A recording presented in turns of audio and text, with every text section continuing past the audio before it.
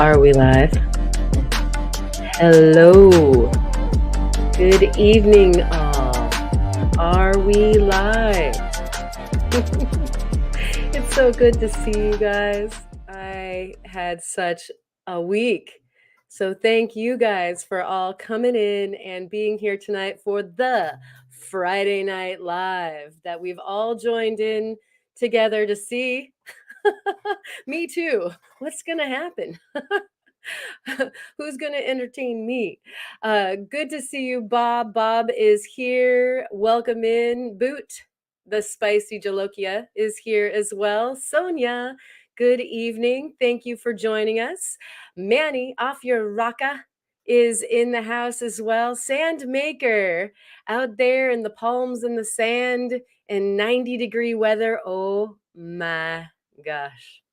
I am so jelly. So thank you for coming in. Theo is in the house. What's up, all? He says, and it's great to see you.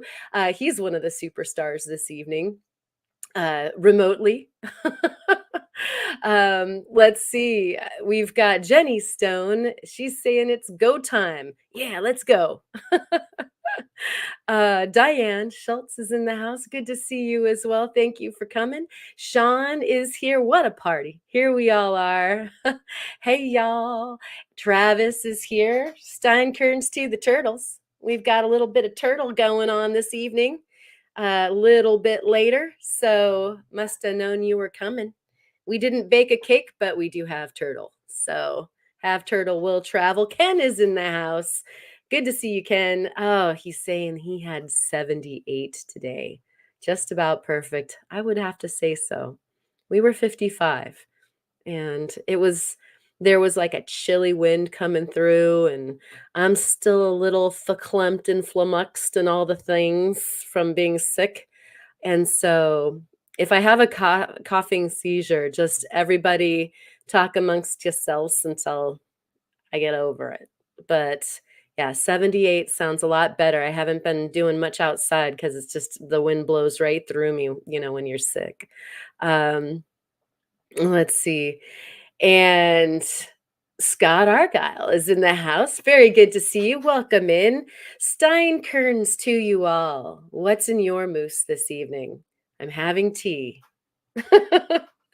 So safe. I mean, the other kind of safe, like really safe this evening. And I gotta tell you, well, here, let me Steinkern, and I probably will have to do a lot of this just to keep the whistle wet. Oh, Diane loves turtles too. That's great. And Melissa is here. Good to see you. Thank you so much for coming.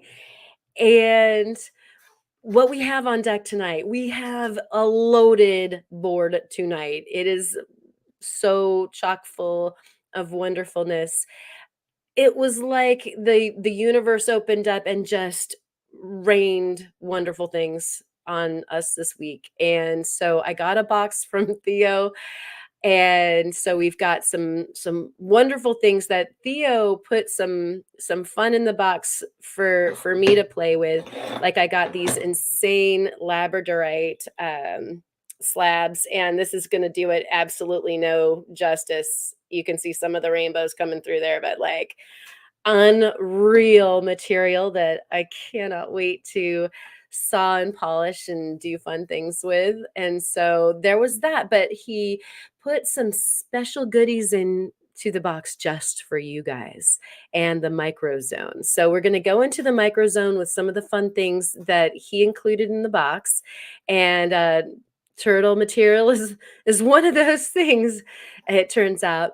I also got a box from good old Kyle over there at World of Rockhounds. I had amassed quite a few things from his wonderful sales. And so I didn't have the fortune of going through the valley, but my husband, Steve, did. And sure enough, he brought me the spoils. And so we're going to be sharing some of that, because some of that's going to be looking really, really good under the MicroZone as well. I like, it's right here, and I can't stop looking at the fun. We've got I'll be trying my hand at some of the first Ethiopian opals. So we've got some of that to gaze at. And I know a bunch of you out there love to do some opal gazing. So we're definitely going to do that. Melissa is saying, yeah, I do sound a little under the weather. Yep, I am feeling it and probably sounded as well. But it's kind of like when, whoops, LA is gloomy, says Sonia. I'm sorry. That was like a slurred run of my mouse and ran over another comment there. But you know how back when you were younger, sometimes it was great taking a sick day from school, but then other times you might have been sick and it was like a field trip or there was going to be a great rally or something like that, and you're like, but no, I want to go to school. And this week I was like, I'm not canceling the live stream. I want to go and play with my friends. I might be a little under the weather, but yeah. And so if I don't get to it as far as Kyle's box goes, you guys have to scream at me in the chat. We got some highlight opal, and you saw it in the little slideshow at the very beginning. If you missed the slideshow, we have some more looks at it.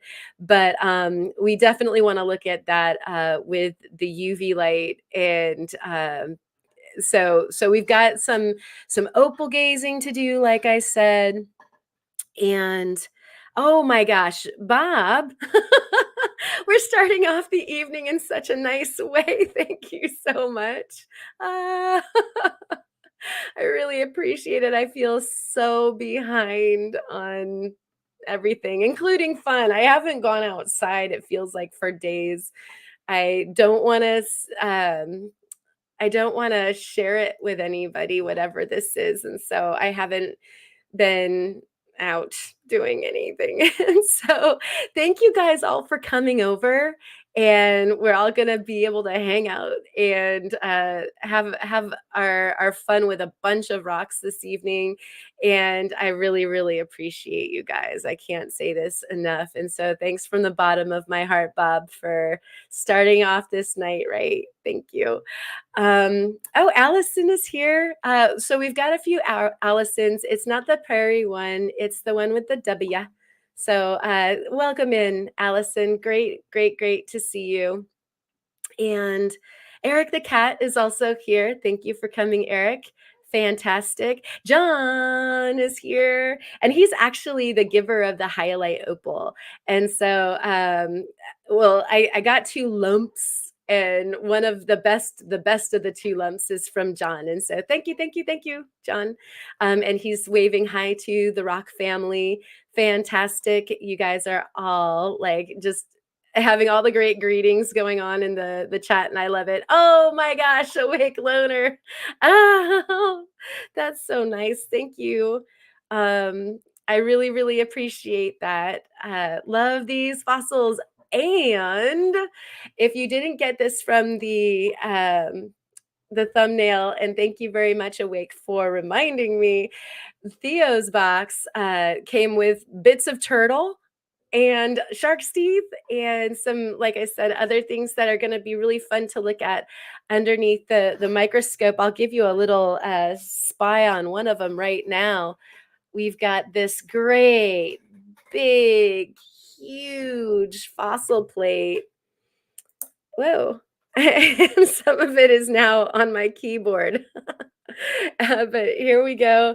And that is like chock full of all of these wonderful fossil shells. And hopefully, since we improved our fidelity here, I'm trying to also get the good lighting on it, you can maybe see some of those. Some of them are really well calcified. And that is a big plate. Oh, shells. I mean, it's like as big as my head. And so that's really fun. Oh my gosh, here's another one. Thank you very much, Awake Loner. And we have this one. Thank you, Melissa. So appreciate you. Such a talented girl. You guys all have to go check out her Etsy. And she posts a lot of the stuff on our Discord. She's going to be part of our Makers Show and Tell on the Discord for the Makers Challenge. It's the Viewer Makers Challenge. And so if you want to come and play on that, then definitely post your stuff to that part of the channel at the Discord, and then go see Melissa's stuff and go visit her stuff on Etsy. And oh, cause we love you, buy some soup, poor little sickie. Thank you. I have had so much soup this week. Yeah, it's, it is that one where you're like vacillating between the hot fever and then the cold chills, and don't really like, you get hungry, but you like, nothing sounds good.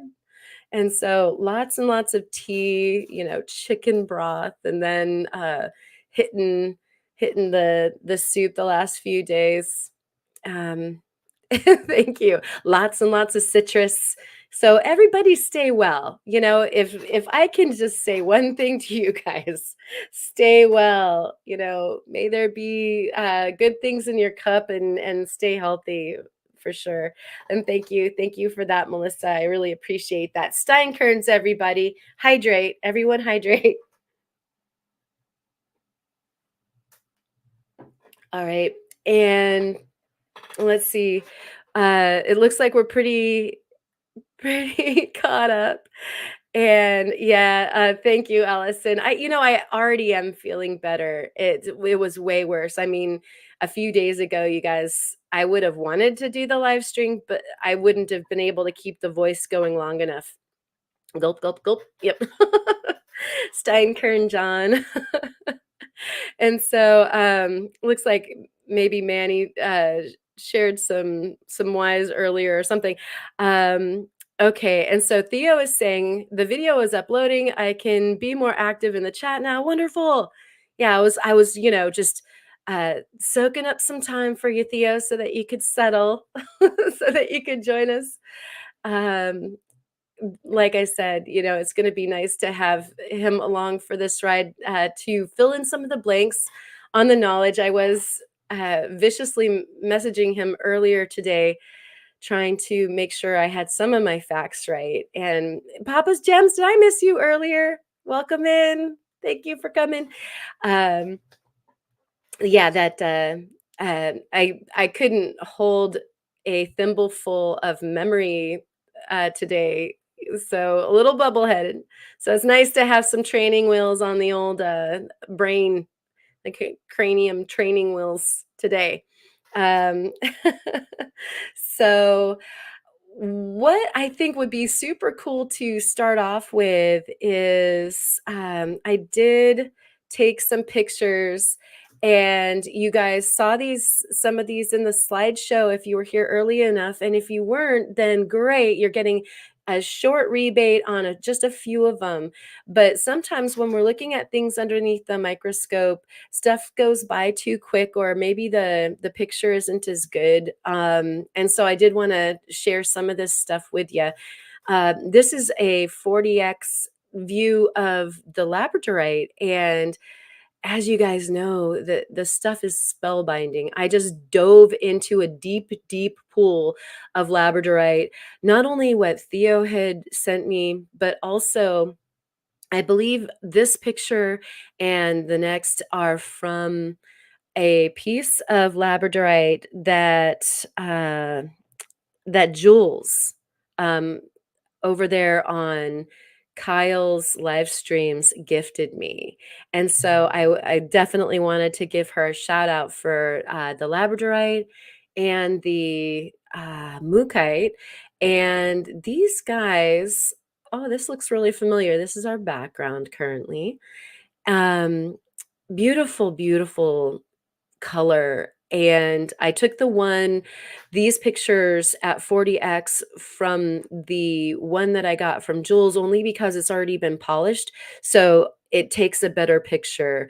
A lot of times when you're doing microscopy, you want the clearest view of what might be residing inside the stone, and so that thus a polished gem better a lot of times than something that is on the rough side. And I can't wait to polish those ones from Theo, though. They're so colorful, such good stuff. And Eric the cat is saying, I love Labradorite. So do I. And Melissa's saying, oh, Jules. Yeah, we've got such a generous, generous community. I mean, I can thank you all because it feels like all of you have given me something over there in the past. And so I really, really appreciate it. Theo says you'll have to wait and see, huh? Spoiling the surprise. Okay, cool. I think this is a really, really good one if you're talking about Theo's upcoming video. I'm sure. So, are those little iron crystals? Is asking Ken. And you know what? I don't know enough about Labradorite to know exactly what these inclusions were, but I did want to get a really nice, tight, close view of them. And so, if somebody, let's see if we've got some cloud knowledge. Crowd knowledge. See, words might be a little difficult for me this evening, and so bear with me. And if folks want to toss their guesses into the hat, that would be super wonderful. And so, Theo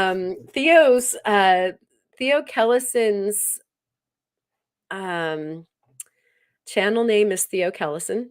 To answer your question, Allison, and his little avatar is what the channel looks like if you are searching on the uh, the YouTube search. And so hopefully that would help you find Theo, because Theo is quite amazing. He's also got another the Sticks and Stones uh,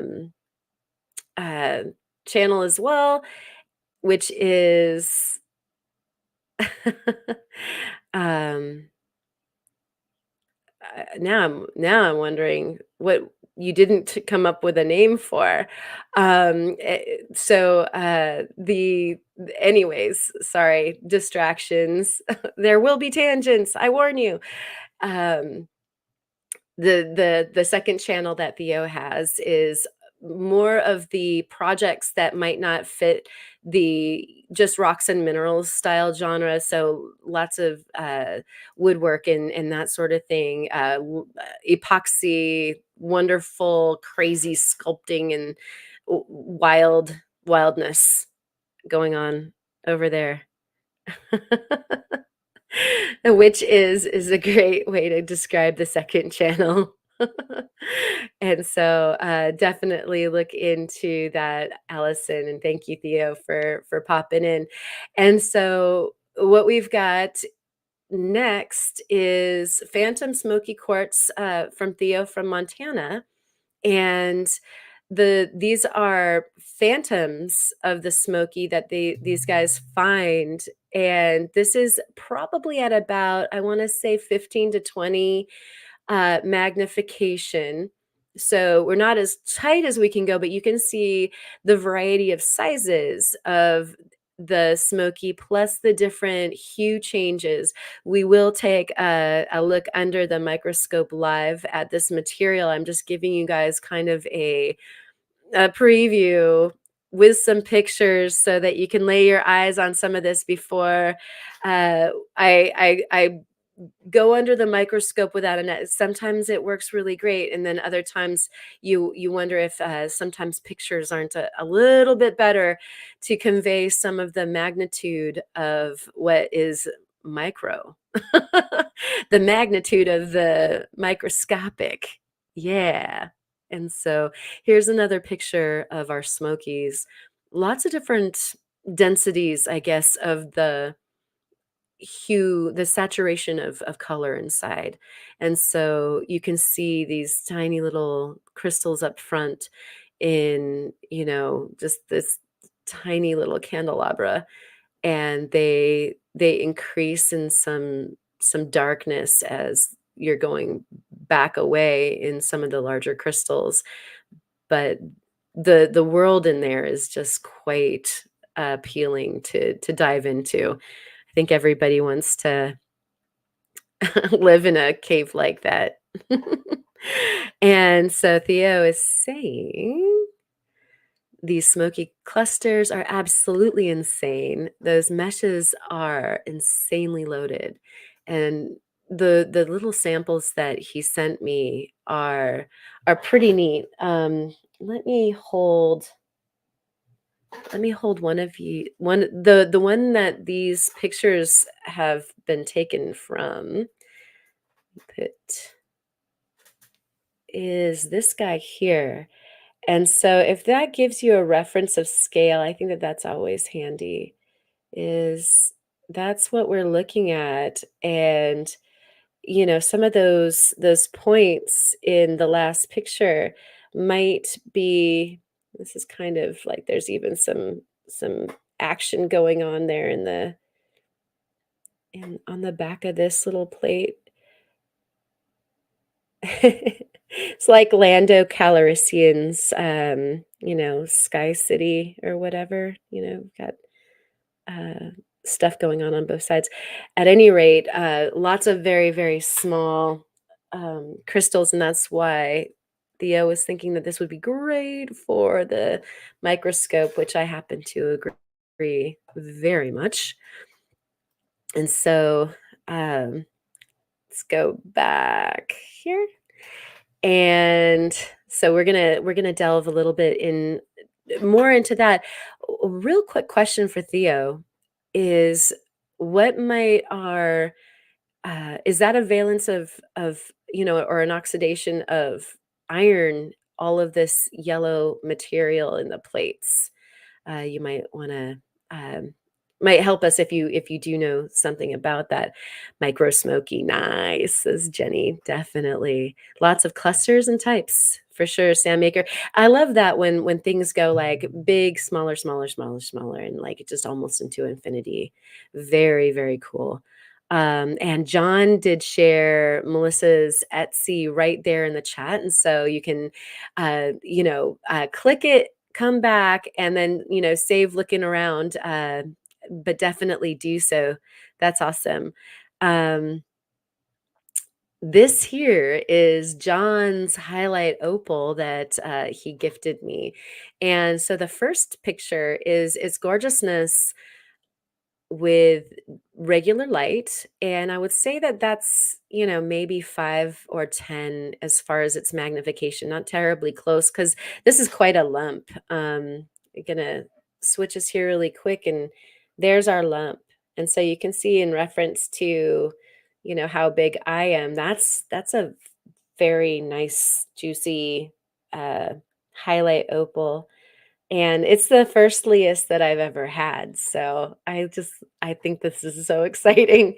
I couldn't wait to play with it. And they do that magnificent UV show when given an opportunity. So we'll put that back up, and the second picture there is that same sample underneath the UV light, which we will be playing with. And I told you guys, yeah, you got to scream at me if I lose track and don't share. I'm waiting for the sun to go down just a little bit more so that we can have it a little darker in the studio. So it'll happen about midway through our live, I'm thinking.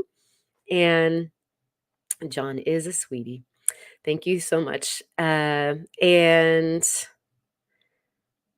Theo is saying more than likely the iron. And so let me just give us that back one more time really quick. They get an extensive soak in iron out to expose all the crystals. They have quite a thick rust layer straight from the ground. Oh, that's really cool to know. And so this might be just some of the residual that's hanging out, and I thought it was quite beautiful. I think in the slideshow I included one more slide, and it's just got this whole field of the yellow, and it's just a deep yellow ochre color if you're a painter. And it was very pleasant with all of the glimmering of the both clear quartz through the gorgeousness of the Smokies. I'm loving me some Smoky big time. And before we do go back to the highlight, I'm going to let me put me back on there. There we go. Who's driving this crazy train tonight? So here is this great big Smoky Phantom. And this guy I got from Kyle in my box. And so I was like, oh, it's like an evening of like smoky goodness. And I'm fixing, you can kind of see from behind there, I'm fixing to actually cut this and do some gems out of it. So it's a nice little specimen, but it's going to hit that faceting machine hard. um, and actually, also, before we go on, I'm going to do a quick shout out when I was just thinking of faceting. You know, I'm probably going to be like just a sprinkler system of tangents this evening, or oh wait, this and then that and then this. But I did get like just past the microscope here. I'm pointing at it. There in the glow of the window is my faceting machine. You can see its arm there and the quill, and then up from that is the dial indicator. So I got my depth indicator from Facetron so that I have like a much more exact ability with the fastening machine. I can't say how much I love my fastening machine and the Facetron, the way that it's so easy to work with. I was able to get the machine and not have to take lessons or anything like that. It was just off to the races with gem cutting, and a little help from Theo and Patrick and some of the good friends in the community that facet. But just absolutely couldn't love my machine anymore. And now there's even more to love about my machine. And so I want to thank Wyatt very much over at Facetron.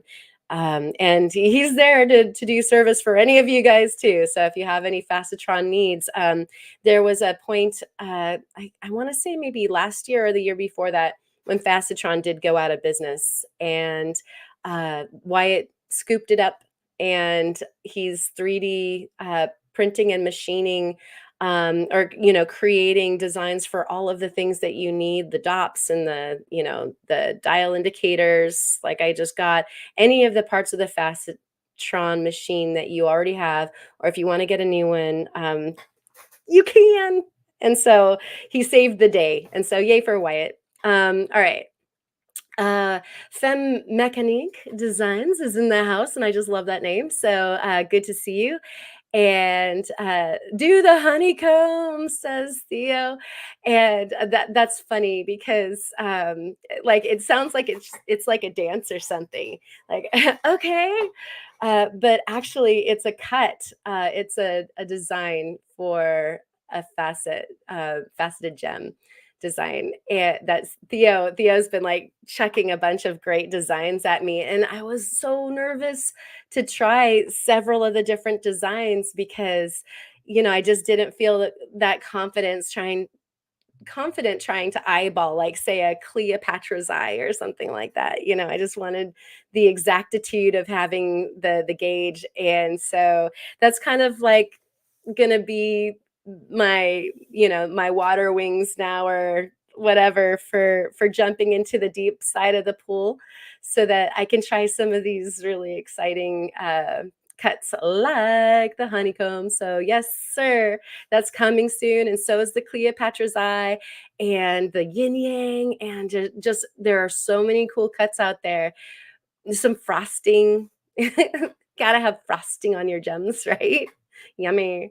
So yeah, there's going to be some super cool things coming up really soon. And that smoky quartz is destined for some of this fun. I thought it would be really fun to have something like that for some of the frosting. Smoky quartz with, vanilla frosting on it. Yummy. Precision, woohoo, says Rocco, right? I mean, it's just such a cool mathy engineering thing in the first place, doing the faceting. I do love to eyeball things and love that creative impulse part of it. But with the faceting and being still, somewhat of a novice, I love the idea of knowing that I'm getting something right. And yes, it hurts to cut some crystals. Eh, I do more often to the amethyst than smokies. I prefer to buy jumbo cabs for faceting smokies so I don't have to kill a crystal, is what Theo just said. And yeah, yeah, like maybe there's a little guilt involved with faceting something that's already just so cool. This guy, it's natural. I love natural stones, and so I wanted to buy something that I kind of knew uh, that it was what it was, and yeah. So, anyways, so exciting. And so, Karen, slightly different subject, but Roy's Rocks has invented a budget set of Nova bits for Dremel and Fordhams. Yes, he has. I did see that video, and thank you so much for popping that up. You guys, his video is out right now. Um, I, sm- I spoke. My gosh, what am I even talking about? I spoke briefly on a back and forth with Roy about coming on the podcast. And so we should be having him to come and chat about that in person for the podcast. That'll be super fun. We just have to hone in on a date. And if you're curious about what John is talking about, like just the short story without having to go over to the if you want to pop up a link to that, John, by the way, that would be awesome, to that video. So in Oz, and he's in Australia, those guys have a hard time getting the Nova points. And we know that they're already pretty expensive. And so he started working with a company where they might develop a point that's similar, because there's just nothing really like it on the market. And so he wanted to see if he could just increase the availability for all of those folks out there that could use them and just are having a really hard time getting the Nova point itself. And so the nature of his video is going through the process of having gotten a set from a company that he's working with, and he's a scientist himself, and so he's going about it in a great way. And I think he even said, like, he's as excited about this as when he finished his doctorate, like he's super pumped about it. And so he went through the process of testing the new points. And I'd be totally into trying them as well. It sounds like, it's not going to be like a replacement of the Nova Point as much as being like yet another thing. Because he was saying that at least in the lower grits, they were way more aggressive, very, very abrasive. And that's actually really exciting, because I go through my black and my brown Nova Points, which are like the two first in a set, that are, I think they're 280 and maybe, I don't know, 600. Not sure. Maybe if somebody's in the chat, they can help me out with that. But he was saying that they seemed that they made a really nice uniform uh, appearance on the cutting, or pre-polish, and but they were very aggressive, and so that's exciting. And then we've got some other conversations going on here, but thank you for bringing that up. And sure enough, John, also thank you for putting the link in the chat. I really appreciate that. And so, yep, alternative novas. I like that. That's a good uh, nomiker for them, at least for right now. Uh, Great for carving the harder rocks too, which is a great point, Manny. And so I know that Roy mostly works on Opal, and yet for those of us who carve agate and that sort of thing, it would be super cool to have something a little bit more aggressive. I went through way too many of them, like a nauseating amount of them when I was carving the beach jasper octopus that I did for one of the makers challenges. So definitely. And so beautiful tangent there. Let's go back up here. We were looking at the highlight, and that opal is coming next soon. As soon as this sun goes down just a little bit more, you can already tell it's getting a little dimmer in the ozone studios, so it will be soon. So here we have Scapanorhynchus, Scapanorhynchus. I think I did this last time too. It must be like tomato or tomato, probably not both. It's a goblin shark tooth right here, right now, and approximately 9 millimeters long for this one. And the origin is Montana, Eagle Formation, and approximately 7 million years old. Um, Really, really cool. This is in this little plate right here. And so we'll do this plate.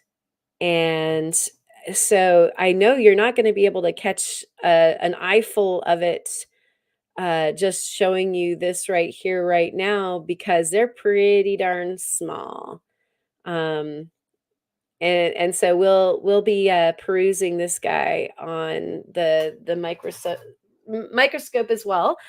Um, Very, very cool. Lots to see in that particular fossil plate. And did I keep that octopus is the question of Kirk. And Kirk, welcome in. Good to see you. If you just snuck in, welcome. If you were here, I'm sorry I didn't say hi earlier. And yes, the octopus is occupying a special place in my kitchen, and so definitely. And I don't believe I've parted with any of my makers challenges at this point. And thank you. Here's Theo with Ska Pa No Rinkus. Skapana Rinkus. Yeah, it's just fun to say. There's got to be a song in there or something. So ye old Scappy says, Ken, Captain Scappy. the Did I just do that? I went back. I went too far too fast.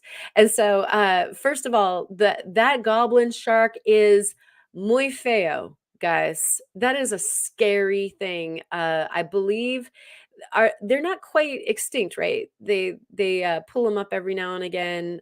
Boy, it we were talking earlier, Theo and I, saying that it looked like like it's got this crazy jaw that it extends, unhinges or something, and it looks like something that Alien would have, like from the movie Alien, and yet it's got like this shark beak, like the top part looks appropriate for a shark. It's just weird looking. So if you have a chance, go ahead and Google the goblin shark. Maybe not right before bed. You might have some bad dreams about it.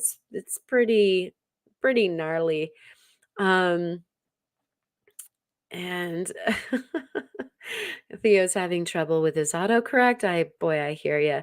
And Kirk has been lurking. The lurking Kirk. Excellent. Telescoping jaws. Yes. So weird. So cool, but so weird. Like ugly and amazing at the same time. A face only a mother could love. Like we used to joke about, sometimes when there's like a baby, but it looks a little bit more like an old man or a vulture. You're like, oh, that's such a beautiful baby. You're not ugly. Yeah. And so the amazing, amazing creature. Look it up on Google while you're going over to Allison's Etsy. All the things. Like you're just gonna have a grab bag full of things. Oh, and checking out Roy's cool video on not nova points, the pseudo novas or however it goes. Um, and so the scappy shark. I like that very much. The Scapanarhynchus is extinct. So let's see. But goblin sharks as a whole definitely still exist. Okay. So from an extinct shark, and yet you can still see how ugly this guy might have been. I'll just put it that way, right? Manny says that I think they live on the South African coastlines. It seemed like I saw when I was doing the Google search that somebody had brought one up in a shrimp net or something. Like they were trawling or something like that and brought it up. So, yeah, wow. Weird, crazy, crazy. And Ken is saying, oh, now I want to see a xenomorph goblin shark. Wrigley Scott, you listening? Yeah, and ah, help me out. The name just popped out of my head. Um, and it came in and then it went out again. The artist that created Alien and all of those wonderful, wonderful, crazy, weird um, morph that are like science morph art. I know that Ken will help me here. Geiger, thank you. I've got a book somewhere, probably in reaching distance of the bulk of his artwork. And so, yeah, crazy, crazy stuff. Anyways, yes, absolutely out of the mind of Geiger. In fact, it would be cool to, yep, see, kind of like a steampunk goblin shark done. That would be anybody. Yes, and John was there too. You guys are fast typers. I liked it. It was quick draw at the Ozone Corral. I like that. Very good. Geiger rocks. Yeah, full on. Great. Amazing, amazing. Somewhat disturbing at times. Work, definitely. Um, but Jason Statham, hi Ryan. Jason Statham could take that thing out. Yeah, but what could Jason Statham not take out? Is the question. Another interesting lineup at the Ozone Corral at high noon. And it looks like we have Cheryl in the house. Awesome. And welded steampunk Scappy, right? Oh, Theo, could you? Could you? That would be amazing for the second channel. Please, everybody. Like, if we all say please in the chat, maybe Theo will do this. That would be so cool. Dibs on the idea. Go for it. And I think I was saying hi to Cheryl. Yep, I definitely should not or should not have looked that up. Yeah. Yeah, think of your worst nightmares. um and Okay, so here's another relevant question. We are on tangent town train tonight. We're not even going to get through this slideshow. Theo, when is your most important video ever coming out? You doing a premiere? And so you'll have to answer this for us and Melissa. Thank you, Melissa, for asking. I know you will. And that way we can all make sure to be there for this incredibly momentous event that I know about. I'm not the gloating kind. And Theo, before even seeing that, I'm sure I have an arc welder. We have the power. I love that. Yes, you have the power and you must do it. Go forth. Um, and John, thank you. Please, everybody, come on. Please, arc welder envy. Yes, definitely, Manny. Um, we have a welding kit downstairs too. I don't play with and should, but it's all you for making the steampunk shark. I did have a very talented artist in the ozone when I owned the gallery that did such things. She brought in a welded kinetic hammerhead shark that was off the Richter cool, and the thing was about life size. I want to say that the length of it was maybe, I don't know, 5 to 6 feet. It was insane. It was so cool. It moved around and did things. It was so cool. Um, yeah, for those unsure of the definition, that right there is what we call a tangent around here. For show. And so let's see. Oh, right. You're on vacation, of course. So Theo really wanted to do a premiere, but we're going to be out of town all day tomorrow. Won't be back at home till 10 o'clock. So it will be coming out noon Eastern time, 10 Mountain Standard Time, which would be 9 o'clock Pacific Standard Time. So I think we have the time zones covered for most of y'all, and we should all watch together, y'all.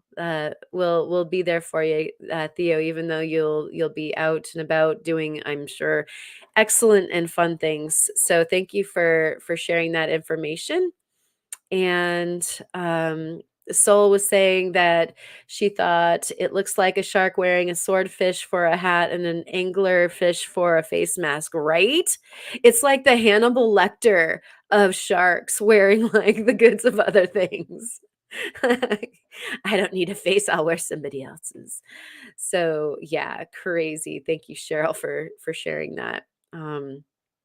We're getting out there, way out there. Um, Melissa's gonna be sleeping at that period in time. All right. Well, we can all wake you up if you need us to come and bang pots and pans and kinetic metal sharks at you. And so I will move on. We're gonna attempt to move on. I like this corax, the crow shark. So that's the proper uh, lingo for the, or is it Kovacs? It is Corax, isn't it? Covis is the crow, I believe, or Covis corax or something like that. And so the squally, I mean, did they really like, that's a storm, right? So is this like this stormy crow shark? I just love that. At any rate, the to get a feel for the size of this guy, it's in that plate as well that I just held up, and it's 12 millimeters, approximately. What's showing, and it's from the Montana Eagle formation as well, about 70 million years old, also. So really neat. Would love to draw your attention to the serrations on the side of this tooth. Pretty impressive, and looks like something that you might not want to get bit by. Although like just the fear of the ugliness of the other shark would be a bite enough. Doesn't need sharp teeth. That thing could gum you to death and you'd still be terrified. Whereas, the crow shark has these really neat serrated teeth. And so Squalicorax. Thank you for the phonetics for everybody playing along at home.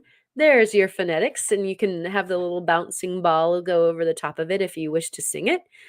The squalid thorax.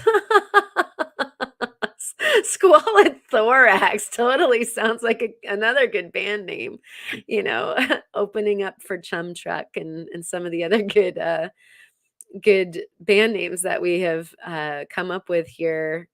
We definitely need, we're going to have like a whole Lollapalooza of good bands set up, like a whole weekend festival, I think. This really should happen, and we'll bring our metal sharks with us. Well, if it is a storm crow, here we go. That was Gandalf's name in Rohan. Oh, I wonder if the person that named it was a fan. Crazy. Yeah. Like all these things coming together. Like threads of the multiverse and string theory all, connected, and the web. This is heavy and deep, you guys. I didn't know that tangents and these shark fossils were going to take us, into the metaverse and all that crazy stuff. And it looks like here, as we're putting our spacesuits on and going into deep space, that Tomcat Josh lands just in time. Hey, Major Tom, are you out there in space too? Hello there. You might want to get real super safe for this conversation, because we have gone out there and back perhaps a couple times. So welcome in, Tomcats. So good to see you. Are you still on your trip? We'd love to know. And meanwhile, while he's answering that question, Theo is saying squalicorax, or crowding sharks, were scavengers. They fed mostly on dead animals. The rear facing serrated teeth are for shearing fish. Absolutely. Just like a sushi knife, you know, like just getting that yellow tail and just zing. The best cuts of the fatty fish. I just love it. Just getting to dinner, Tomcat. So are we, and our sharks. We're all having sushi. Um, and let's see. I haven't read this deeply, but I like the first couple words. English is pretty dumb, especially when I use it. The way the idiots tried to figure it out, I'm through, through, through with trying to figure it out. Yeah, me too. And that Latin is, yeah. I took Latin. It didn't stick. I wanted to know like all the fabulous uh, scientific nomenclature. I just wanted to say that. And yeah, the Latin didn't quite uh, set long in my brain, but I have my books, so maybe I should go back. And let's see. Thank you. Uh, yeah, see? Autocorrect. Crow sharks, not crowding sharks. I mean, I thought that this was like yet another thing that they did. There's a murder of crows, right? And maybe they crowd like, in a murderous way. Would it be a murder of the Squalicorax sharks? That's what I want to know. And that sounds pretty hardcore. Like that might take on what do you call what do you call a herd of hammerhead sharks, like a bag of hammers? Oh my gosh, I'm easy tonight. The cold has gone straight to my head. Um, Theo Kellison never had coffee at home before Folgers, and never had issues with his old phone, but this new one wants to rewrite everything he types. Yeah, I have the same problem. I hardly ever type, or rather, um, yeah, I guess, type on my phone or text from my phone for like the chat on YouTube if I can help it, because it's constantly auto-correcting, and I'll just try to get something in quick and send it, and it just, it makes no sense whatsoever. Um and Melissa's wondering about Josh finding Herkimer's, and leaving Florida headed for New York was the answer to the question. Thank you so much for answering. And so, yeah, we'll be looking forward to what you find on the road. Fantastic. Melissa thought that they swarmed. Yeah, Melissa, right? Like feeding frenzy. Yeah, that sounds like there's crowding involved, like kind of a golden corral kind of crowding. So, a murder of murder sharks. Yeah. So do you call it a crow of murder hornets? I'm not sure. They were fairly small, so they very well could have been schooling like blacktop reef shark size. Oh man, you like barracuda. Like I don't care how small you are, you don't want to swim like snorkel into a swarm of them. I like that you liked that, Melissa. Thank you. Like, that just made my evening that like that wasn't me just tittering at my own joke. Um, a shimmer, a school of sharks is a shimmer. That that sounds like High School Musical stuff, Theo. It's a shimmer. I don't know. Was that okay with the sharks? Did anybody ask the sharks what they call it when they crowd together? Because I'm wondering if, Bruce the shark would say, "Yeah, it's a shimmer." But, I mean, it does sound nice, and I do get it, like, they are kinda shiny. So, that's interesting, though. Thank you for oh my gosh, I'm behind. Oh, dear. Lagging way behind in the chat, sorry, guys. Um, a nailing of hammer sharks, I like that, Ken, good job. "Hammer time," says Manny. Uh, awesome, Cheryl. She nailed that one. A cabinet of hammerheads. Thank you, Theo. That's great. Oh, okay. So I'm not black top black top reef sharks, or is that black tip? Ryan, yeah, right. Are we on auto correcting some more? I get to the point where I just leave any typos. That pill battle just ain't worth it, says Theo. So, blacktop reef sharks. Yeah, like they're in gangs on the blacktop, that they're gonna play fours against you. Like, let's go baskets, guys. That shimmer of sharks that I'm gonna play some 4-on-4 with, right? Da-na-na-na-na, da-na-na-na-na-na. I wonder if I'm gonna get the copyright strike. We'll have to see. Um, Melissa scared a cat with that one. Good. This is scary. Like, we've been to, Geiger Town and Alien and Shark Week. Yeah. It's true. It actually is a shimmer. I believe you. I mean, that could have also been a typo. It might have been safe to have waited on that. But he has doubled down on that assertion that it is actually a shimmer.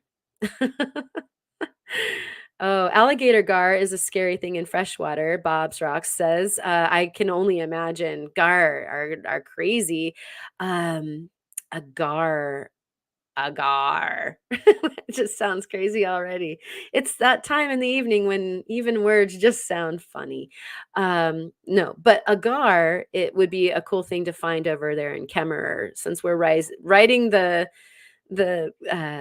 tangent crazy train. You can find gar there, and that would be insane. I don't know what kind they are, maybe alligator gar. I'm gonna have to look it up, but I was told um uh a little reveal about something that I may have here at this household. But I need to prep those crazy fossils for an upcoming video. It should happen soon, before it's summer again and I go there again, and then I'd have to double down. Let's see. Now we're talking about the bullies that dolphins are. I love it.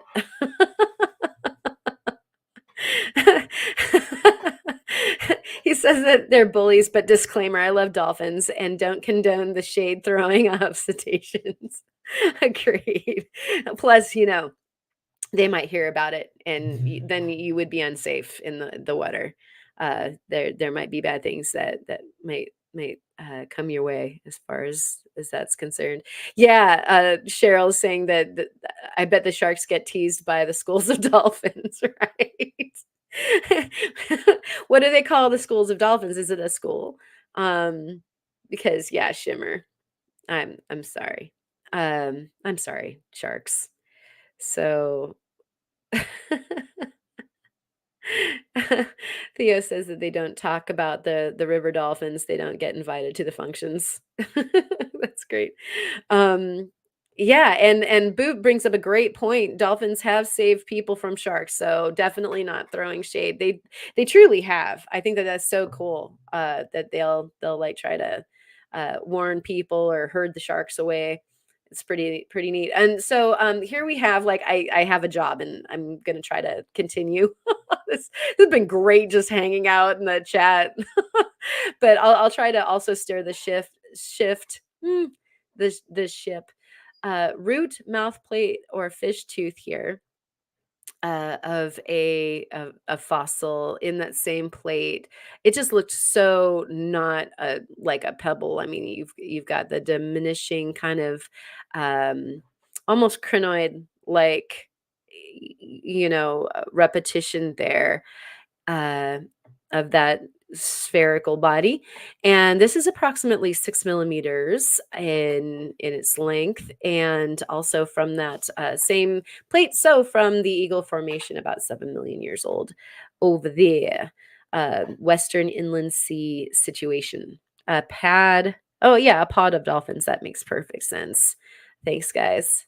So they're kind of like the other porpoises and whatnot, like the pod of orca. We get the pods of orca here. You got to see it right. Um, okay. And so that almost has the look of a fossil tortoise shell, can get almost a toy. Oh my gosh, Ken, really? That's pretty cool. Yeah, it was so glassy, ivory-ish. It literally looks like, toothish to me. And so yeah, I had to take a picture and share it with you guys, and so that we could gawk and wonder about it. And the root mouth plate fish tooth information is from Theo, of course. And there should be, for sure, fish tooth in the smaller piece on the back side, I swears. Yeah, we'll probably start there, in fact. And so trying to, let's bring this guy down. And yeah, that is great timing, because that's the end of that part of the slideshow. And so everybody, Steinkern, cheers to you. And we'll dive underneath the microscope. And what I have set for you underneath the microscope right now was one of the most insane things that Theo sent me. And so we'll take a look at it under the microscope, and then I don't know, maybe you guys can tell me what it is. Your guesses, wrong or right answers only. And Theo and I know what it is.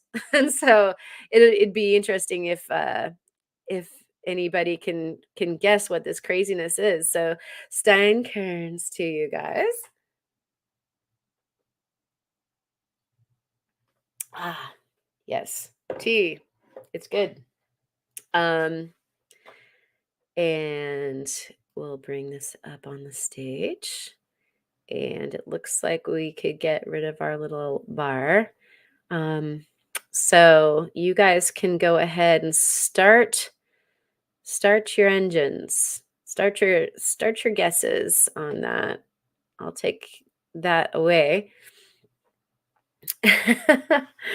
And I don't know what isn't or is allowed. I am not entirely sure. Um, and so I'm gonna move this. Like there's reference of scale. This is kind of zoomed out, and so we're only at like what 10x or 5x or something like that. So I'm gonna cruise around. It's on a light, so I'll show you. There's the light. And so this is actually a slice of whatever it was. And talk about those honeycombs that Theo wanted me to cut into a gem. Well, we've got quite an interesting pattern going on here. This slice is about, I mean, it's like impressively thin, actually. I would say that it's between 2 and 3 millimeters, maybe 4 millimeters maximum. It's a very thin slice. So we're getting some really, really nice light through it. Let me see if I can get those both lit at the same time. Not so much So I was just thinking that, gosh, that right there that I'm pointing at, that diamond, you can see fortification lines. How interesting is that? Um, and so our guesses, Ken says lots of hexagons. Absolutely. Dolphin jelly? Oh wait. My gosh. Let's come down here a little bit. Okay, we have this possibility here. Some kind of mollusk. Thank you, Ryan. We have this possibility here, pine cone. Thank you, Melissa. We have a turtle scoop. What's a turtle scoop? Is that like you have a single scoop, double scoop, and a turtle scoop? Um, Lots of hexagons, said Ken.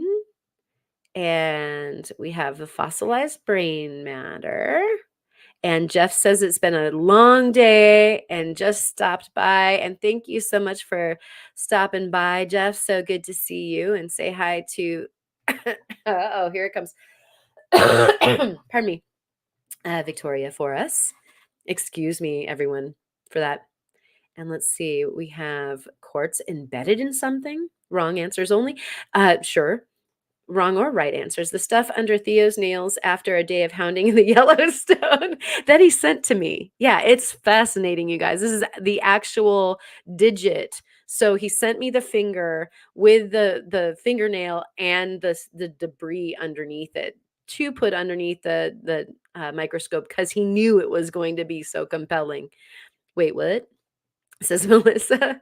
I like that. Great answer, Cheryl. You're making me proud. Uperlite, that's a good blah, blah, blah. That's a good guess. Galaxy Stone says Afia Raka and fried cheese. You making me hungry, that Opal guy, and welcome in. Thank you for coming by. It's good to see you. Um, and Jeff just stopped driving. Stopped. I'm here now. Excellent. Stop. Stop your driving and hang out with us, Jeff. Um, and Theo says, I always send my fingers to Karen when I'm done rock handing. Right. So that I can put them under the microscope, steam clean them, and send them back. Sometimes they need the acid bath, but most of the time the steam clean will do. And Jennifer's ship comes in sliding into home base. Goodness gracious, she's guessing petwood. Could there ever be a possibility that this could be petwood? And ding, ding, ding. Ding, ding, ding, ding, ding. She's right. Jennifer, good on you. Did Theo slip you the answer? So, before we change our view, whoa, I might need to Steinkern again. I'm going to get this into focus for you guys. Focus. It is so intricate. It is so lacy. Like your grandmother's Tatlin would be jealous of this here lace. And so neat fortifications, insane geometry. This is petrified wood. How in the world did it get this way, you guys? It is so cool. And so, yeah, good guess. I'm going to take a drink here. Everybody hydrate while you look upon that amazing gorgeousness.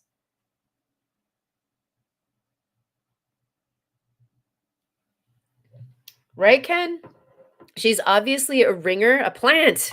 Who is this Jennifer person? Alexis, is that you? And so I don't want to turn up. Yeah, I think we'll blow it out if I turned it up so that you could see a little bit of the top texture.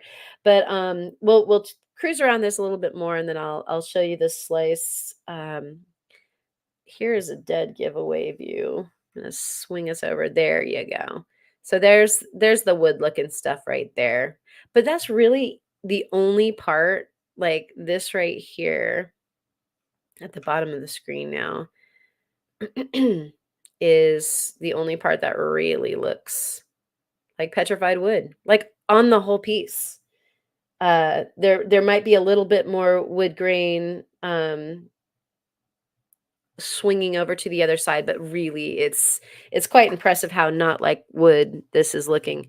Um, Jennifer, I watch all you guys and learn so much stuff. Wow. Wow, really?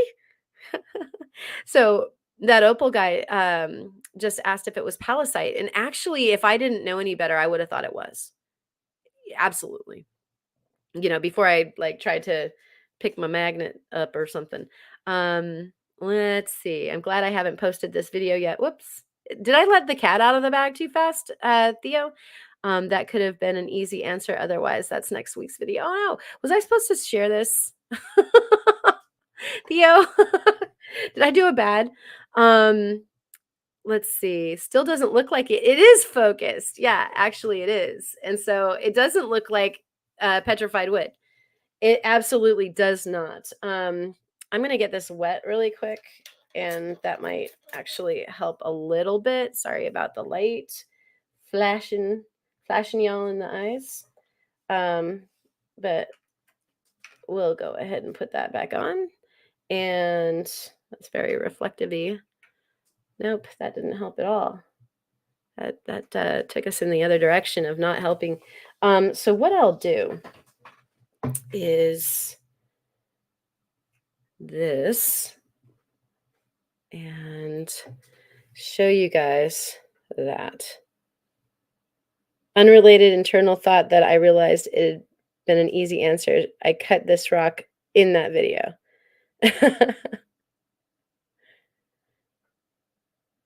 That's insane. Well, there's only a handful of people getting a view ahead of time. Or I can put this away really quick and you guys can all like look into my pen and we'll just do away with the memory. Isn't it though? It's insane. It's so insane.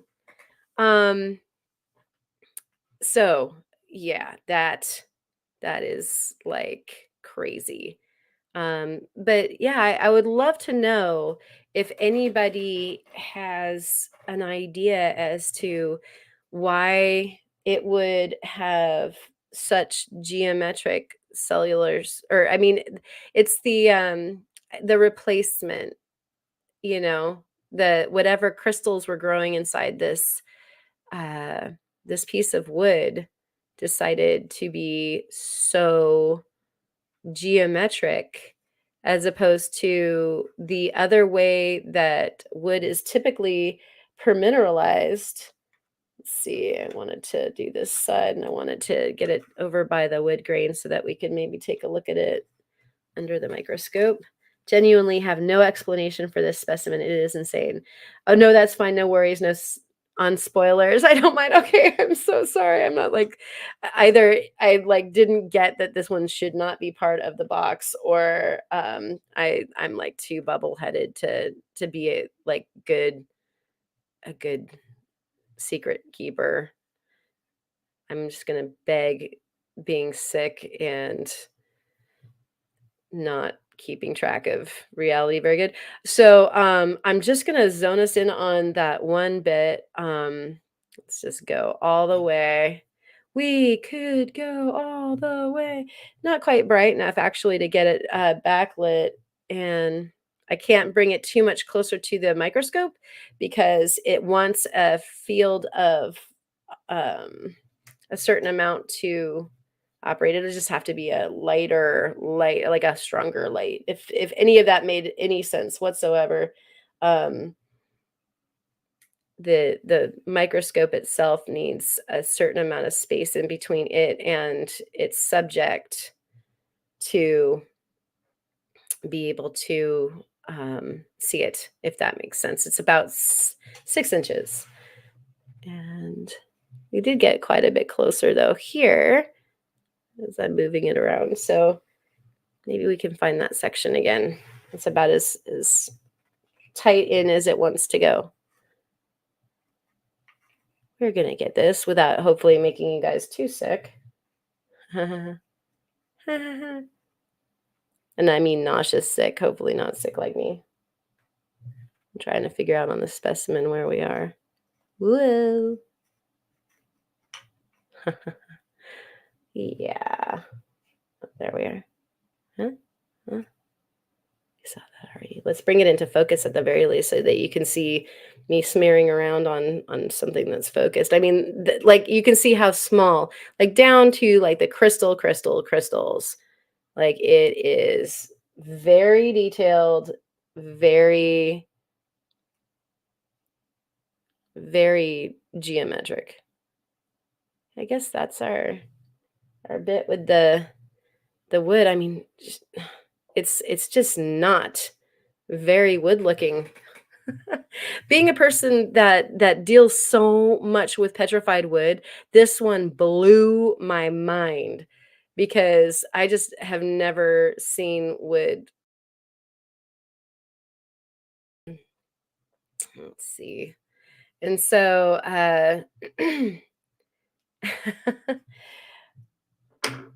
oh, Joseph is in the house. Good to see you. Thank you for coming and getting beauty rest. That sounds wonderful.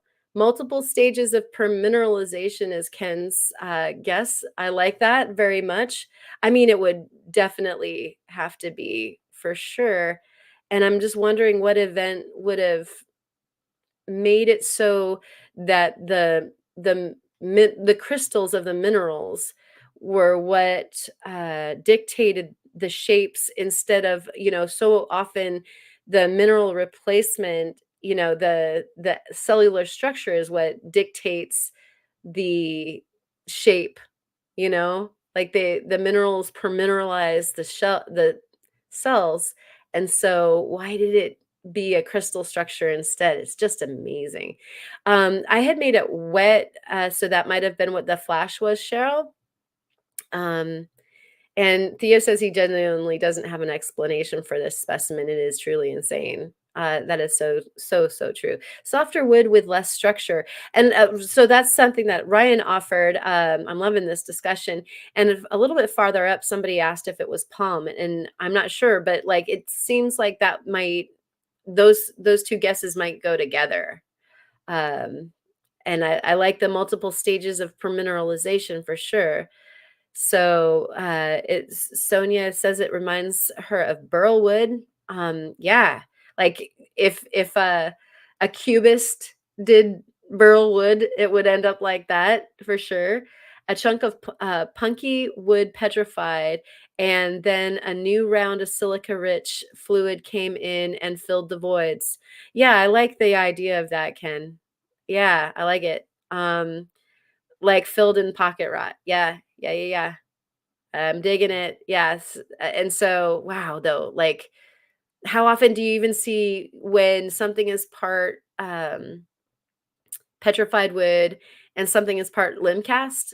Like, we have that quite a bit out here.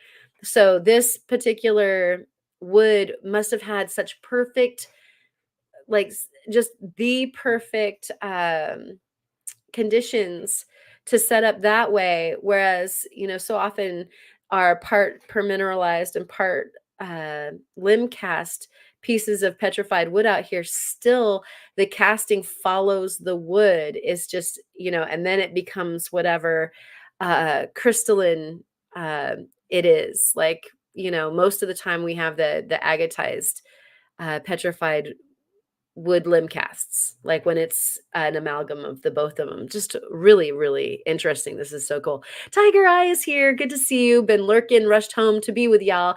And we rushed here to be with you as well, for sure. Thanks for coming, Tiger Eye. Welcome in.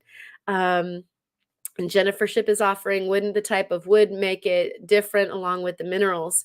Yeah, each kind of wood does change what the petrified wood looks like to some degree, although it's hard to ID the petrified woods without getting like some microscopic information, unless a lot about the location and a lot about some of the other woods that reside there. And you have a lot of the wood, like say that you can see the heart and the rings and the exterior, the bark or whatever is on the exterior, and be able to kind of come to a conclusion about what it was as far as that's concerned, or the location or the time frame, what the fossil record is like. So yeah, like all these things can be great indicators for sure. um and ancient beehive in a tree, that would be so insane, and I really like that, and so does the opal guy. That's a very, very cool speculation, and if it was so true, that would be the neatest fossil that I think that Theo would probably be wanting back. That would be like museum stuff, I think. Such a neat, unique thing. Like I said, I've looked at a lot of woods from a lot of different places. People have sent me a fair number of specimens from different locales, and of course, we've got just tons of it out here in Oregon, and I still haven't seen anything like that. So that's pretty darn cool. Um, and so uh, looks like people are digging that and going back and forth on that discussion, and I love it. And so what we've got like set up for the microscope next, we can go into the shark teeth, or we can go into the smoky crystal land. uh, which one would you guys like to go into next? Both of them are gravid with potential, and they're out here. And while you guys are thinking about that, I'll do a quickie, um, which I thought was just really neat. So I set up a situation where we could do this little quickie. So let me get this on here, and we'll add this back to the stage, and we should probably get off of the subject a little bit and see. We are way off. Here they are. Here they are. Anybody want to make a guess as to what blurry objects are coming into view at this time? Oh, I don't want to dump that. um, let's see. So Ken was just talking about, let me pull this up really quick. Did anyone see the beehives that got mineral replaced with basalt in the last Hawaiian eruptions? So what happens? Oh my gosh. Yeah, I'm gonna have to go check that out. You have a wrench. If you happen to have access to that, that would be really, really, really, really cool to look at for sure. And John is guessing snowflake obsidian, and Cheryl is guessing porphyry, and Sandmaker is guessing hydrate, which I think is a great idea. Thank you, Randy. I think I'm going to, and I'll slowly bring this into view and give you guys all the gratification of seeing this. So those are actually mini quartz crystals, and it's a salted Oreo. Yeah, I bet you they have that, like the Himalayan sea salt Oreo with the truffle filling. Um, so these are these mini quartz crystals that Theo sent me, and they are so neat because it seems like most of them are double terminated. Like they all have these like perfect clusters and terminations. And so let me, I wanted to give you the big view first, and we can get closer. And what I probably should have done when we were back on the other subject was just improved the exposure. I keep on forgetting about that. Here we go. And it's going to blow us out just for a second. And we'll just bring it down a touch. And there are these incredible quartz clusters that I would say the one that we're looking at right now, the sort of bigger one there, is maybe 2 millimeters, like once again, maybe three. And so let's see, theosite. I love that, Ryan. There should be a theosite. We'll need to get to that at some point. They are so minuscule, aren't they, Theo? And so, can you give us a little background on this micro quartz that we're looking at? I mean, look at those little terminations. Oh my gosh, they're so cute. I don't hardly dare move anything because they're so small. I don't want to lose them completely, but I do want you guys to be able to get a good look at these. I mean, they're perfect in every way. They're just really super small. How in the world did you find these? And just I'm actually obviously getting the sharper image on the larger cluster. So pretty. Baby, teeny weeny, itty bitty, like they are smaller than grains of rice by a good measure. Like a half of a grain of rice. Let's see if I can.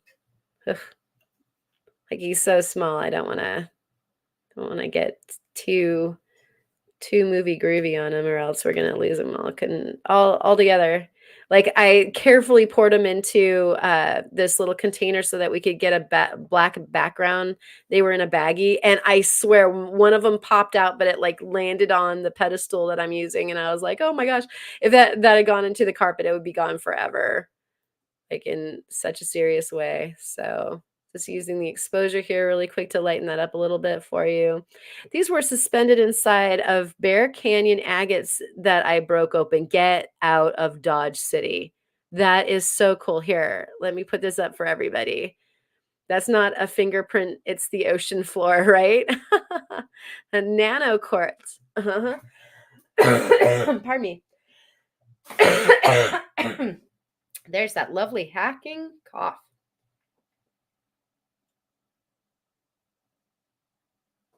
Yes, double terminated, Eric. So cool.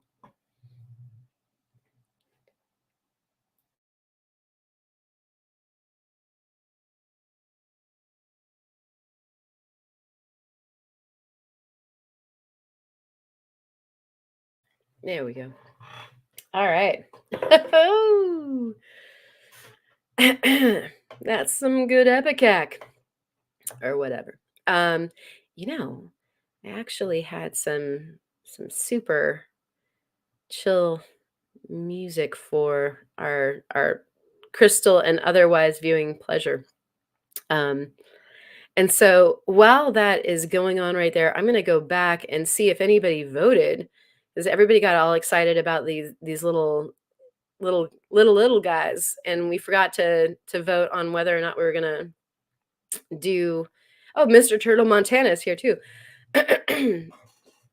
Did somebody say pink Himalayan sea salted caramel Oreos? Why, yes, thank you. I'll take 3 dozen. Yeah, that does sound good right now with my tea. It's like losing that 0.1 carat opal on the carpet. You got that right 1,000 times. That opal guy, exactly. How long is the germination period for that is a question over there, Bob's Rocks. Quartz seeds, yeah. Which I mean, yeah, the fact that these were inside inside something that you found, Theo, like that is so amazing. Let's see. Alexis has entered the chat. Well, hello, Alexis. Where are you? I don't see you, but that's okay. And Twister is here. Good to see you, Twister. It was so cool. hanging out with you during the eclipse. I mean, how neat that you guys shared that with us. Thank you so much. And thank you to Josh, if he's still kind of bumping around out there. Oh, there she is. Hello. It is true. Alexis is here.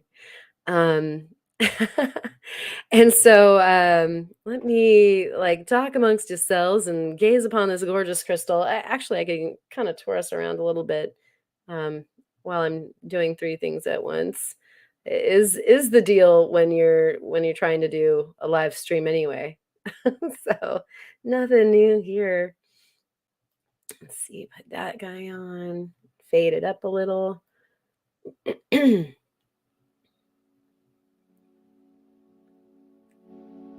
There we go. Just something chillaxy for when I need to have a coughing seizure.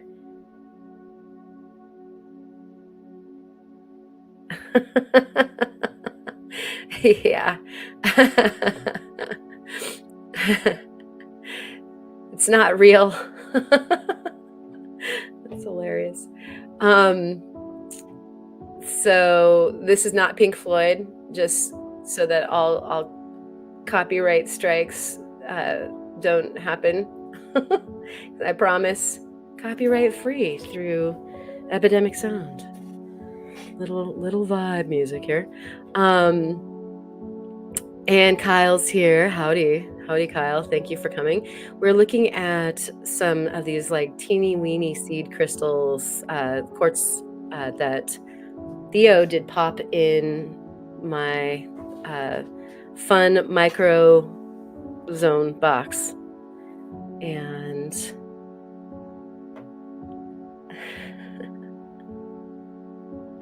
right, that Opal guy. Not singing it though. But yeah, it did.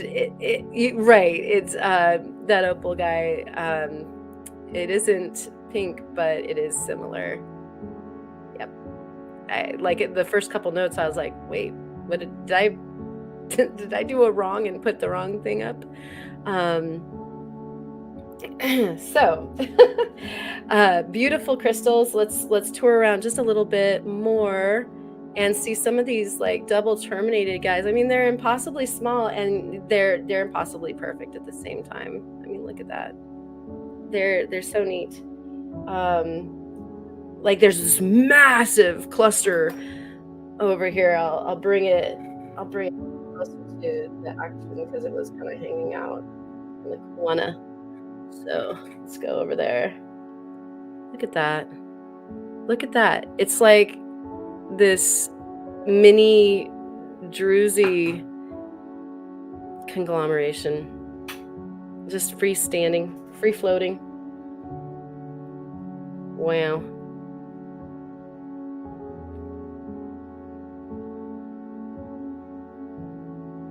I think we can get closer.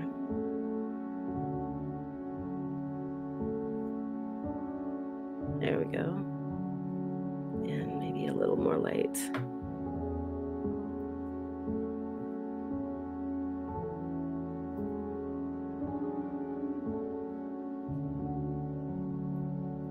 Whoa, too much.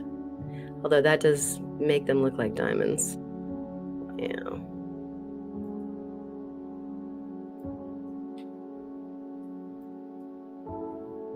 That's probably good.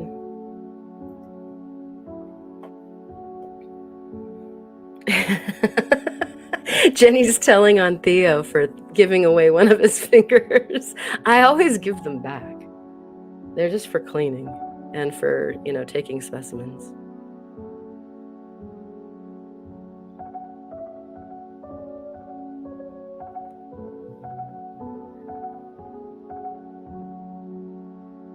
Wow. This is like, I want to see a slideshow of stuff like this before I go to bed each night. Like, this is, crystal gaze, opal gaze, stone gaze, petrified wood gaze.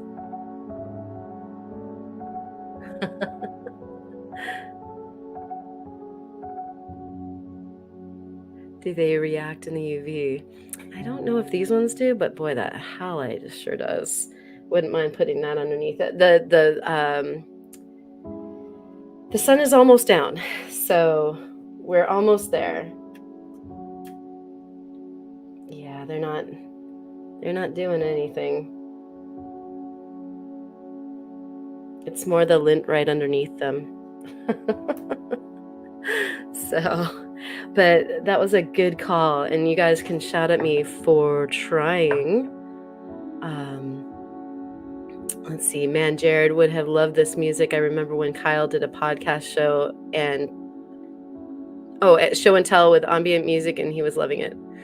Aw, really? This is for you, Jared. You know, yummy crystals and ambient music. Cheryl, I'm sure Karen or Patrick could facet that. Oh my goodness.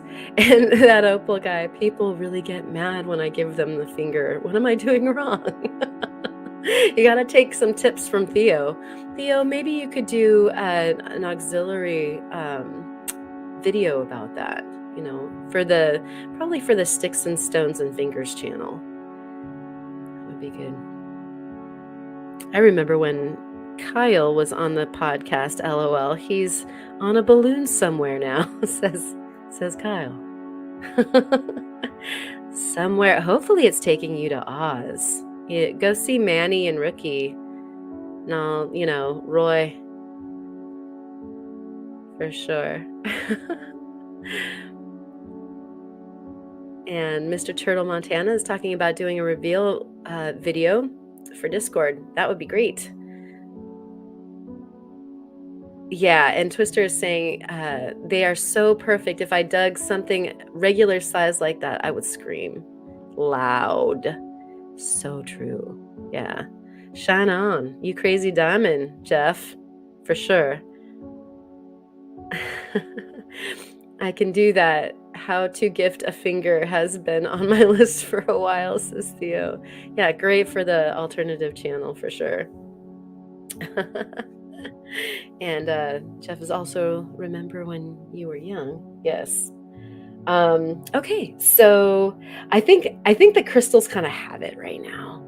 We're in a kind of crystally mood. So let's switch this guy, and I'm gonna take it down just for a second so that I don't light us out, and we'll get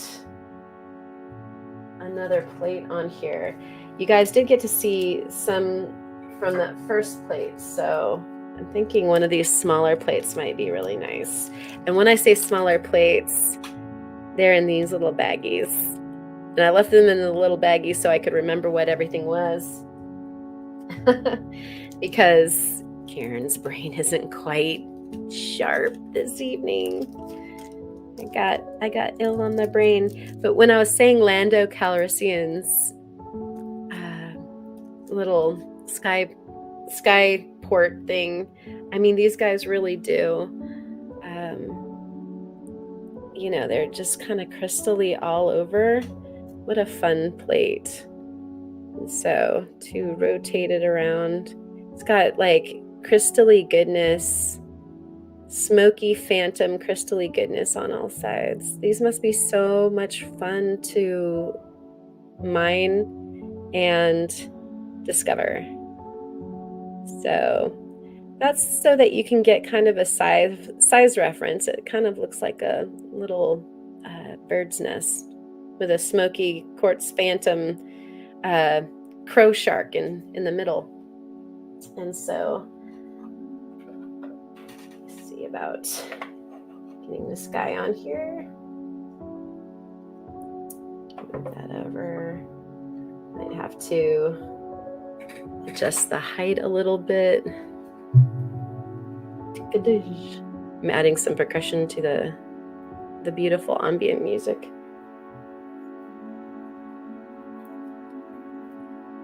I'm bringing it way down, way down. Where are we? Oh, there we are.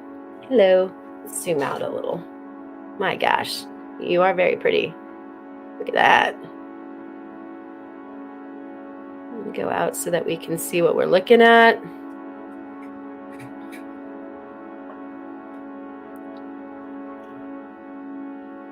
Get into the exposure here, guys, really quick.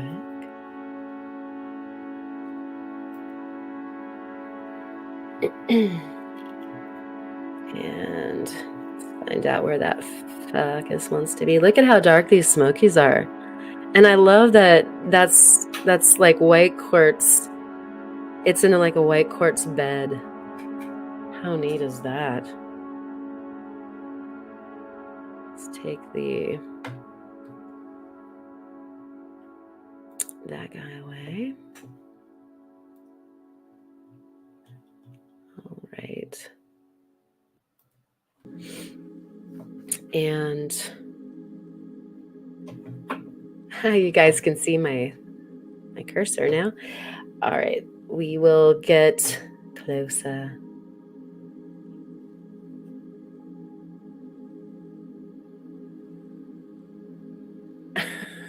Rockin' wheelers, Joseph. So you feeling really happy now? Is this a happy spot for you? Look at that. Like these are super dark smokies. I just love that. An opossum. Oh my gosh. And Ryan is going to sleep with the ambient music. Yeah, I think I made an accident and had some busy music one of the last times, and it's good for when I'm like prepping, but I think it was too loud for somebody and it was too busy. And you can't make everybody happy all the time, for sure. But I was gonna try to attempt on something that's a little bit more low key so that while I'm talking, people aren't distracted. Like I'm distracted. Maybe you guys would have trouble just being distracted too. I don't know. So we've got the smoky quartz points, and look at those ones over on the right hand side. You can definitely see they're phantom-esque as well. Cody's in the house. Good to see you. Thank you so much for coming. And yeah, little smoky. And Sandmaker wants some music on. I'm playing this through the platform, and so it's preloaded. I'll make sure to have some music up for you for the next time. Oh, Rockin' Willers, you are so too sweet. Thank you so much. I'm thinking that we're both feeling better now. That's a smoking generous thing for these smoky quartz. Thank you so much, Joseph. Really appreciate that. And you know that it helps all of the inner workings here at the channel, and making sure that we have all the toys and the cool sleepy music to listen to. And requests always taken out. I can make it for the next time. Although like if one of these times in the future, I'll do some live uke music as well. I've been working on some stuff that is like a little bit more freeform so that there aren't any copyright strikes. So let's take a little tour around this guy before I get too close. We can see all of its beautiful shiny goodness and the different crystals. I like this one right here, so we'll put it in the center, and we'll go a little closer for that, because that looks like some really nice phantoming right there. Look at that little guy, and we'll improve it as we go along. That might be the best improvement we can make, and we're too far down, so that might be as close as we can go with it configured the way that it is right now. And hold on just a moment.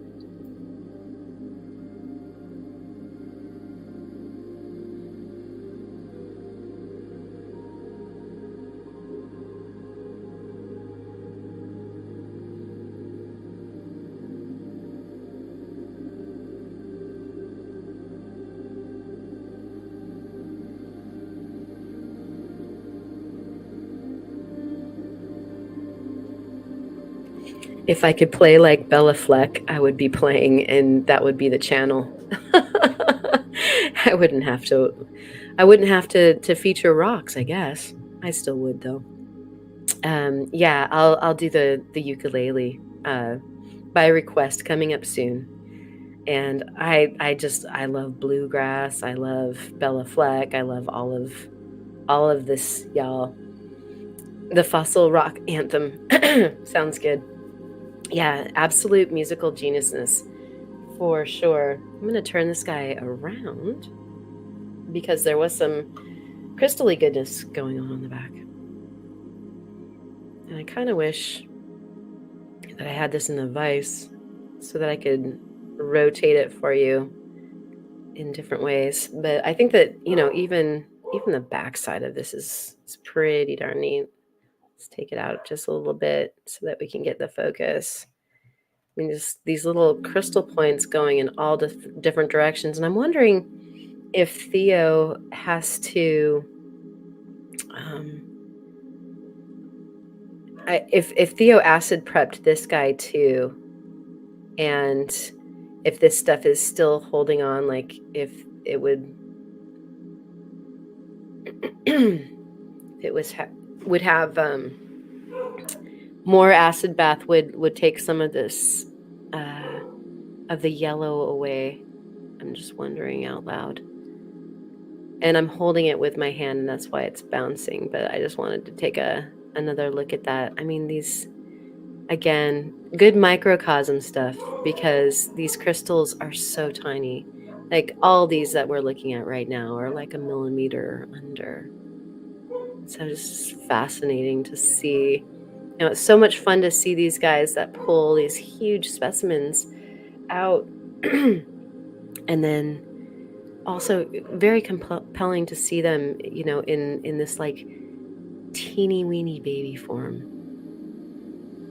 I don't underappreciate like the micro versions of these things, as well as celebrating, especially when those people find those just incredible specimens.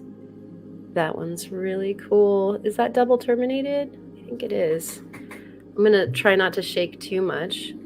Shimmy, shimmy, shake, shake.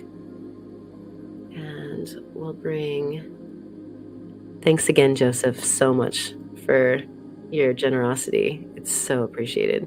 I'm gonna mess with the exposure so we can get a better look at this guy.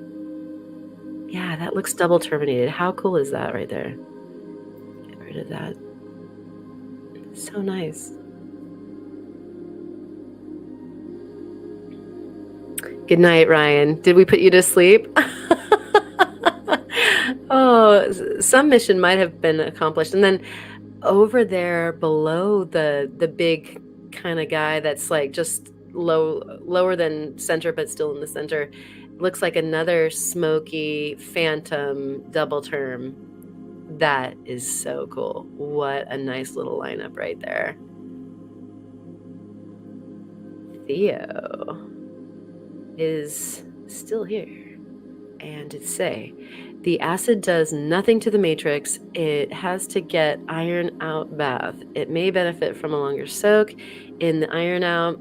It definitely could. I've never seen them up so close. Maybe I ought to soak them longer.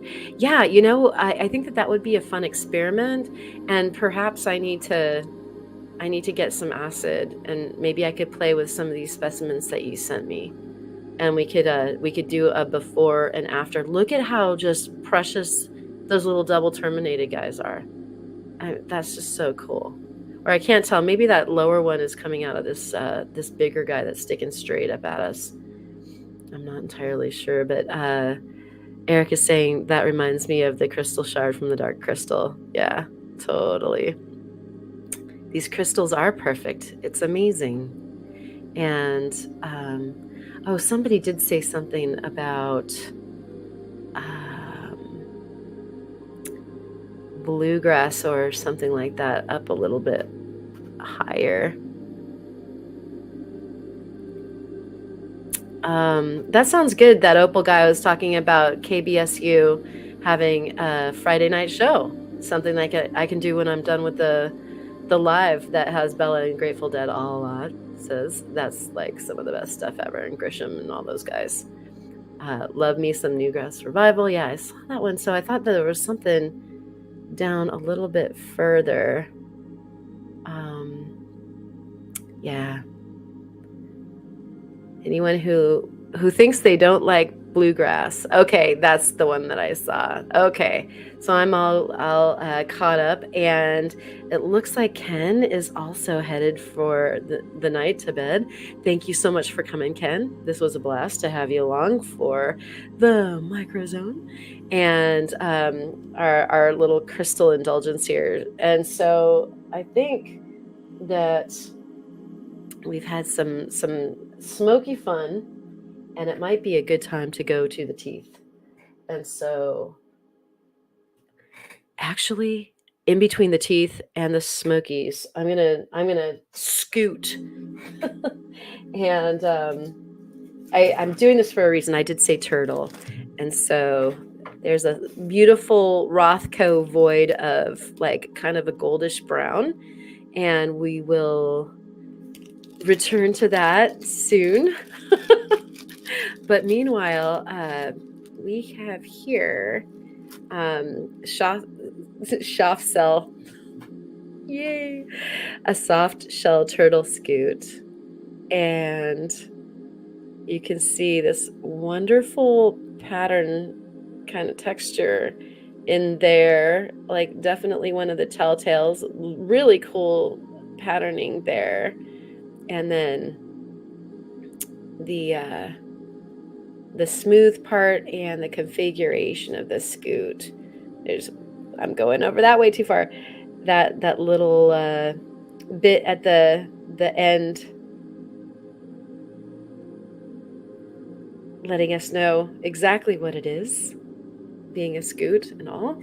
And so we'll put this underneath the microscope to have a quick look at the interesting texture, but also I wanted to share with you, like, one of the things that I thought was really fun and interesting about the small world that we live in is, here's a scoot that I found, not necessarily a turtle scoot, more likely, I always forget the name of the really, really biggest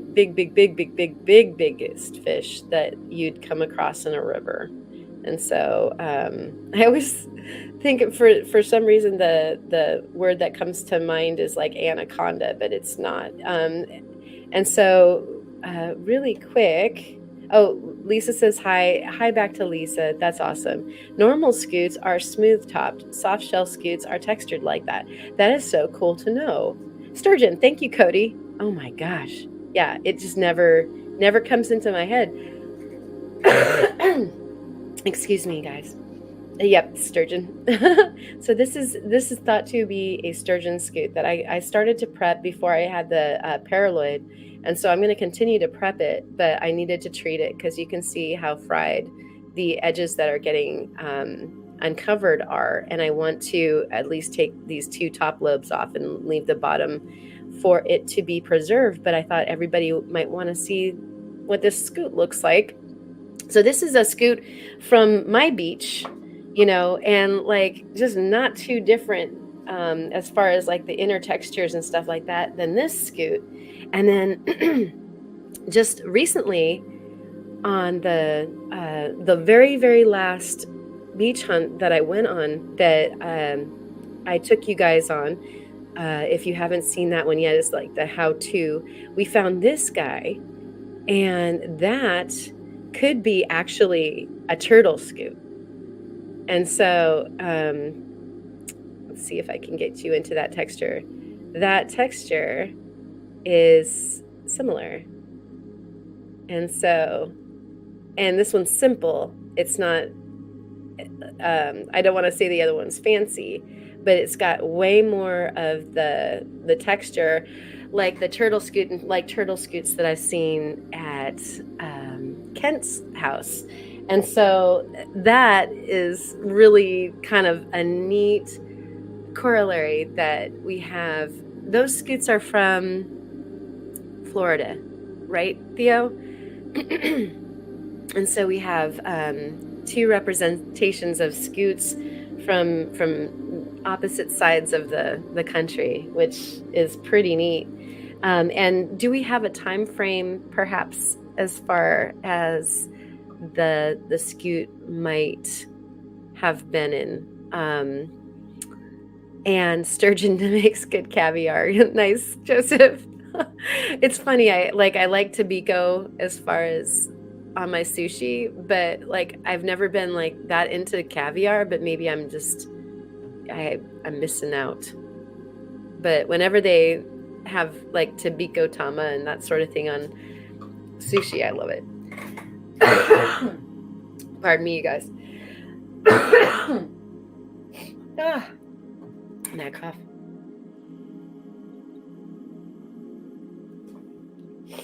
Let's go to the microscope. And so we can see this guy. Woo. And you can actually hit another one of those. And all right, this is already kind of feeling the right placement. Probably needs to go down. Does it need to go up or down? Up. Out. There we go. We were way too close. And so we'll bring this into focus. We can even do some comparison. When you look at it with the naked eye, you do not see the ridge lines that we're seeing now that are very directional in the top here. Like I can use something better than my ridiculous fingernail for that. Here's the dental tool. And so you can see these like very thin lines that come down in that direction, and they actually splay out to that side. I'm not seeing them on this side, but I bet you they do the same thing. That is super neat. And so we can check out this side, and then this side is the very textured side that is diagnostic from what Theo said. Let's hit that. It definitely gives us a better look at that. And, you know, it's interesting. I've got some stuff that I need to prep that has this texture. Soft shell turtle, you say? Let's bring that into a little bit better focus. Look at that for a second while I cough.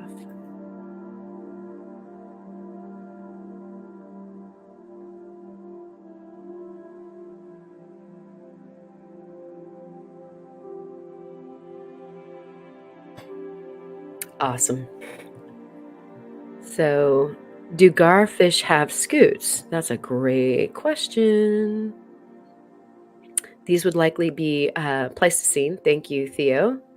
So we've got an age range on that. And thank you, Sandmaker. I think I need it.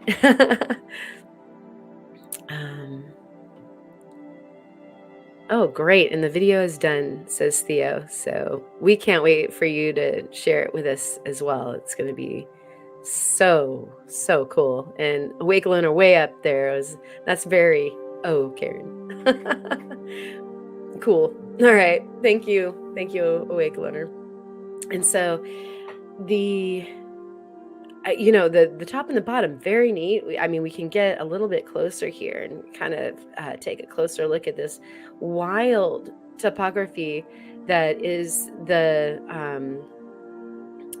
one side of the scoot. And then what I find really, really interesting about these scoots, and what you can tell right away, when it's sitting in a rock, as far as our coastline goes, is the interesting texture that you have here. Let's see if I can't get out so that we can see that a little bit sharper. So it is such a wild texture that you see up through that area, for what it's made of. It doesn't look like bone. like the typical bone that you find on our beaches, and I'm sure it doesn't look like the bone that's out there either. This looks like it's nicely permineralized, or filled in. The little hollows are filled in nicely. Let's get closer.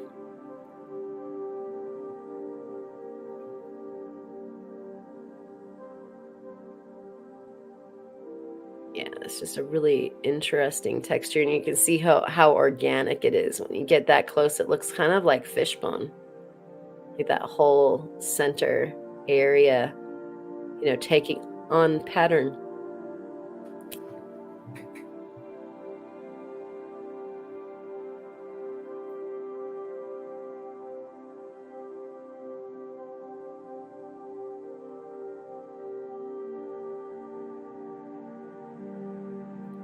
That's funny, like coughing with while trying to hold that steady. And Tiger Eye is wearing a beautiful sunstone piece of fine art. Oh, you got it today? That's you, Tiger Eye. Oh, she's putting things together now. Oh, that's so cool. Oh, I'm so glad that you have it and you love it so much. Boy, I would have filled the package with a bunch of other stuff if you had told me that was you. I'd love to send you a care package. I just sent you some extra sunstones so that you could see what that might have been birthed from, things that are alike. I'm so happy that's you, Tiger Eye. That's a special piece, and now I know that it belongs to a special person. So I'll just toss that up really quick. Thank you. That's fantastic. That's such good news. That's making my day. Sandmaker is saying that this looks spongy. I agree. But this is a soft shell, so that makes total sense. And thanks again, Tiger Eye. That's so special. Thank you. Let's see. Special rocks in it. This is what I was trying to go for. A scoot is modified bone segments, basically bone scales. Yeah, and so I just think it's interesting how different they look. They're a little unexpected than the bone that we have a trained eye to. I mean, a lot of you guys in the chat have super trained eyes to bones, considering all the gem bone that we love looking at. And I guess that this is answering this question. This is super cool. I'm a fossil noob. What is a scoot? And so it's kind of like the like protection, the armor on the spine line of a fish or a turtle. And so it's interesting. I actually didn't know a whole lot about scoots until I found one on the beach.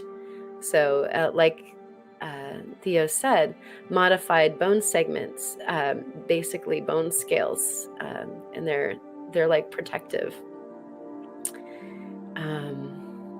And thank you, John. I always really appreciate remembering about the like and subscribe buttons, so that we can make sure that these get proliferated around and folks get the heads up and the notifications and stuff. So the more likes you have, the more the algorithm favors getting it out to more people. So it helps other people find it. It helps the channel too.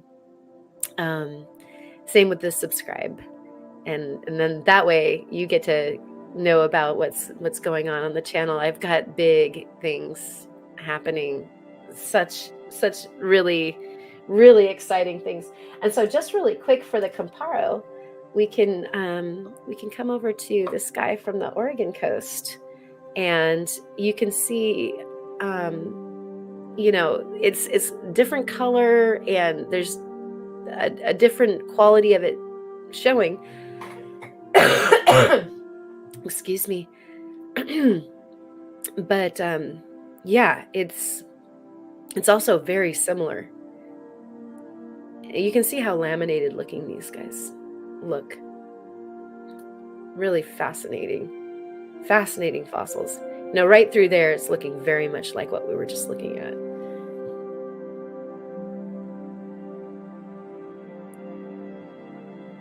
In fact, that looks a lot like that thing that was sticking out of the concretion, our mystery concretion. Remember how I said it looked like gnarled permineralized bone? This is exactly what it looked like. How cool.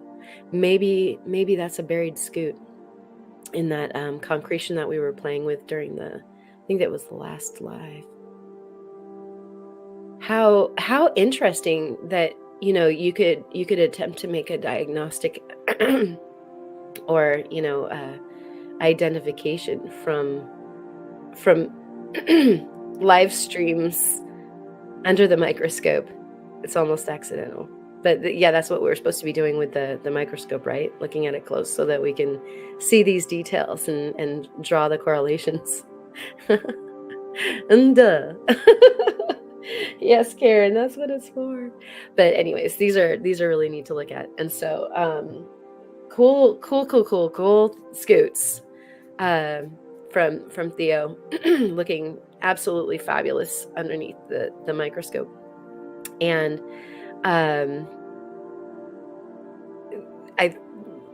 you guys are talking totally about dino bones now. And so yeah, you guys see so much of that.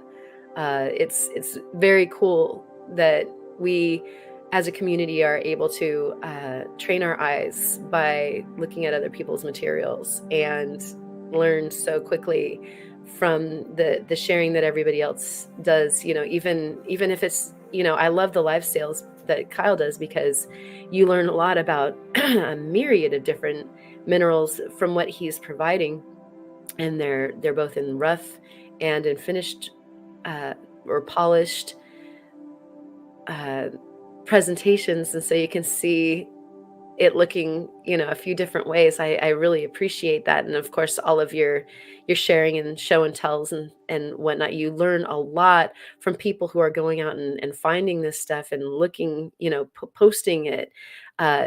You know for sure, as opposed to that you know, some book says it, or that some vendor says it. It's so much more interesting when, you know, somebody who pulls it out of the ground shares it with you.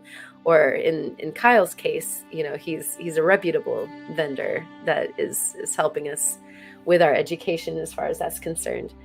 And so let's toss the we'll toss the fossil shark teeth underneath the microscope and see what we can see. I think that that Theo said that there was for sure a fish. Oh, that was in the smaller one though. Maybe we want to look at the smaller one so that we can see the fish tooth, and he can tell me when we get there, because I'm not sure if I identified that or not. And so let's do that.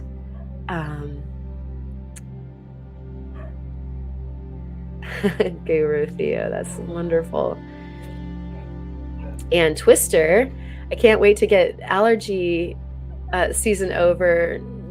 She needs her voice back badly. I hear you. I totally hear you. Ironically, I mean, you might not be able to talk, but I hear you. Let's see. Joseph says this: fossils, how can one not love them? I share dinos fossil heads, and I believe that's World of Rockhounds, LD, Brian. Oh, where's Brian? That's interesting. And JMV, wonderful and gorgeous fossils. Yes.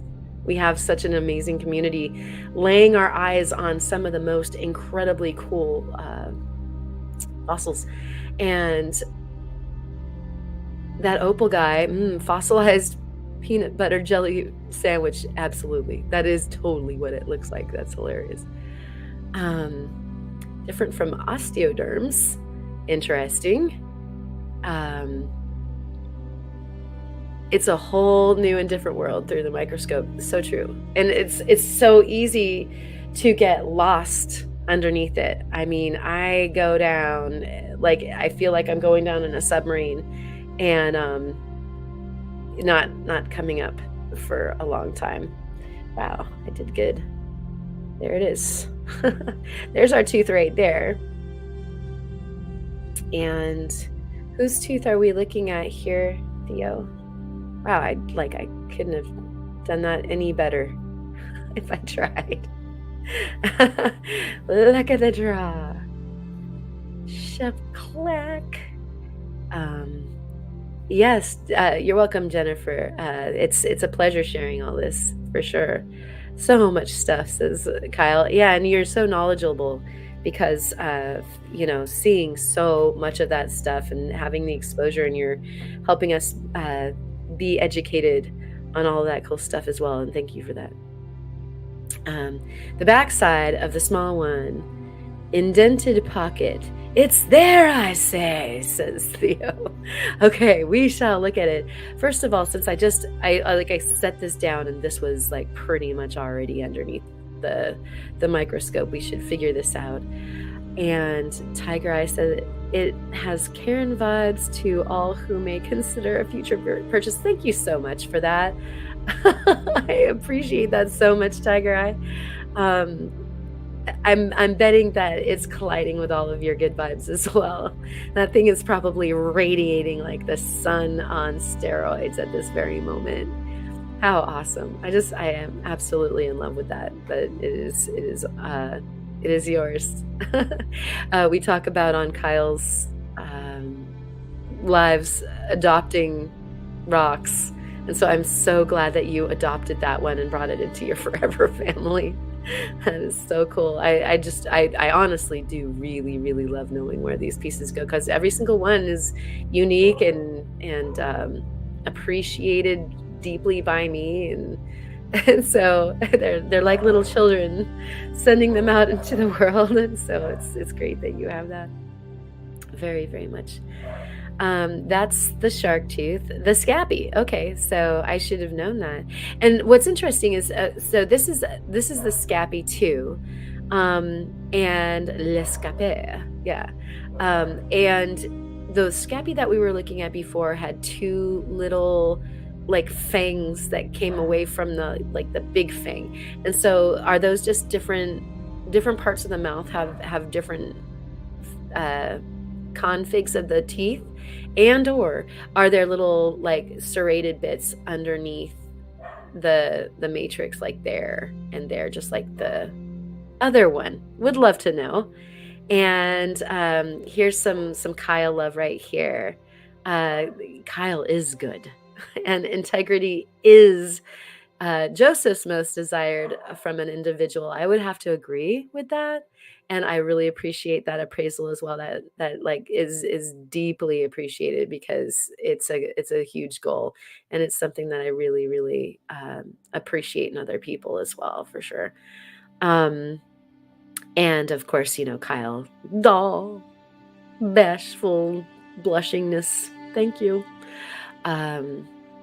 And let's see. Here we go. A little bit more information before we flip this bad boy, and we're gonna have a look at the fish tooth. So our Scipanorhynchus, I think I said that right, have enormous variation in size and shape based on their position in the mouth. That is so neat. Kind of like us, though. It makes sense. And if they sit in the upper jaw or the lower jaw, yeah, making just tons of sense. And Mike is here. Welcome in, and saying hi to myself and all the wonderful people here in the chat, and those of you lurking as well. I say hello to you as well. Thank you so much for joining and hanging on this late with me, all a coughing and a hacking and doing all this stuff. And so thank you for being here. And so thank you, Theo, for the answer to the question, and again, making tons of sense. And thank you, Twister, for hanging out with us for as long as you did. And again, thanks for taking us on your journey with Journeys. That was super fun to see you, to meet your face. And also Eric, good nighting as well. And I hope that you feel a good kind of sleepy. And hold on just a moment, everybody.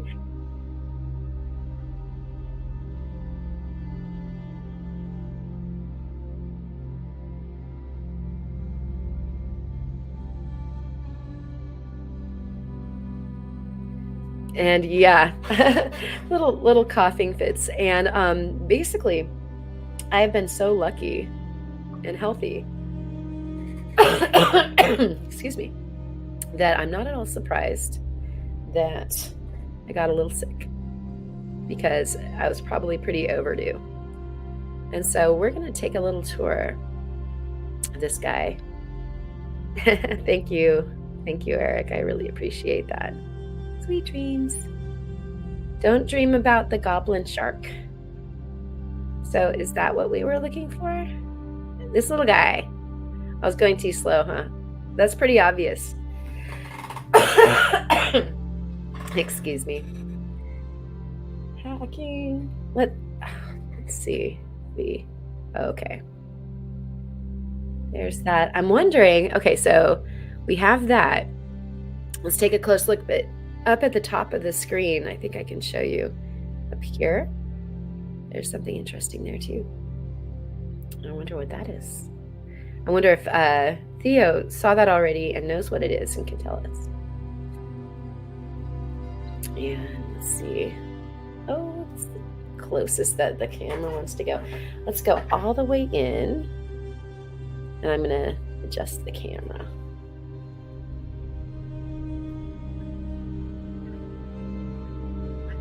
Oh no, it's the actual depth.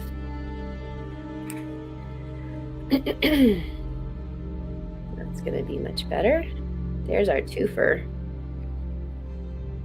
Do we have any guesses? I wonder what this tooth, who it belonged to.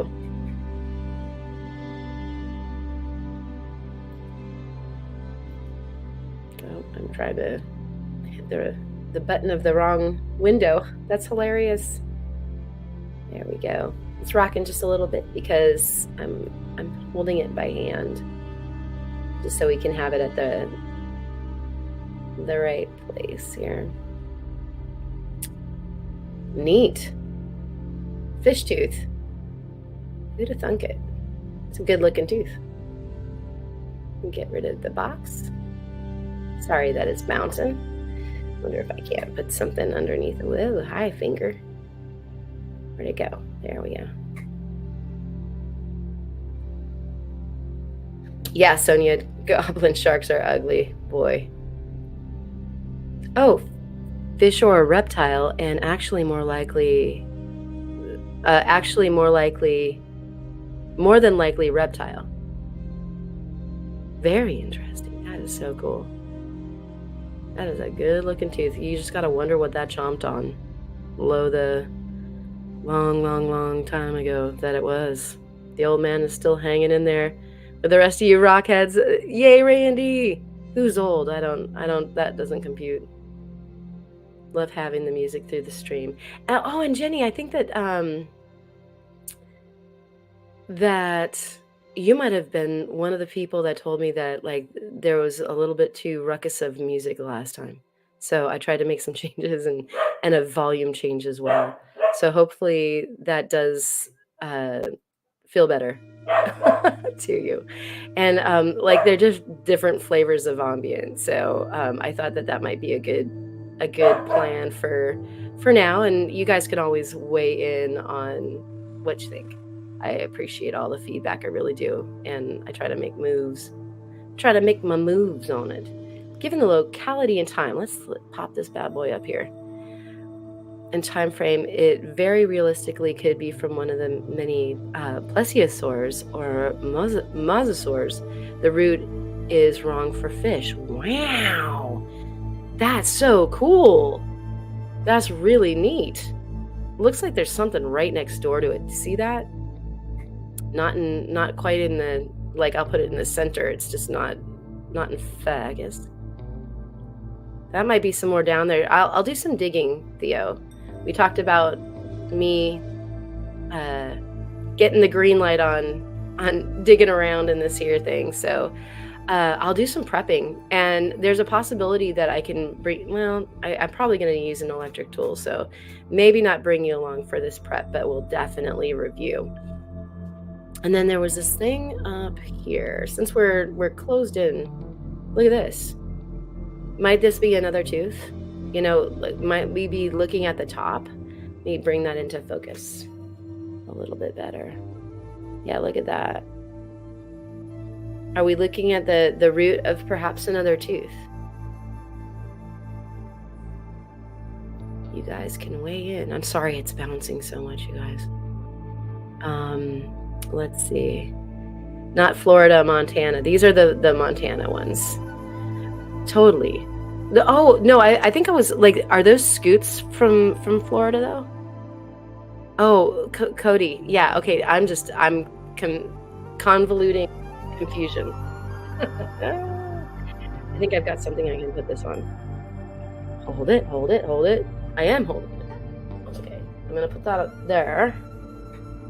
We're gonna zoom. Oh, and there we don't even have to look for it too hard. And see if we can. All right, yay.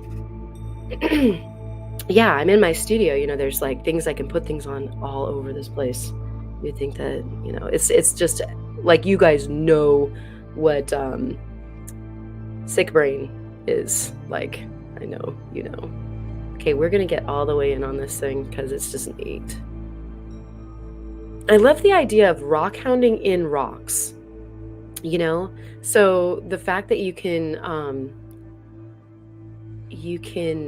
find things, you know, we're fossil hunting in the rock. That's so cool. And one of the things that I gotta share with you guys, I was trying to dig in that what we thought might be a crab or coprolite. And also I might think that, you know, part of it might be scoot, because it looked so much like that gnarled part of the scoot that I was looking at, that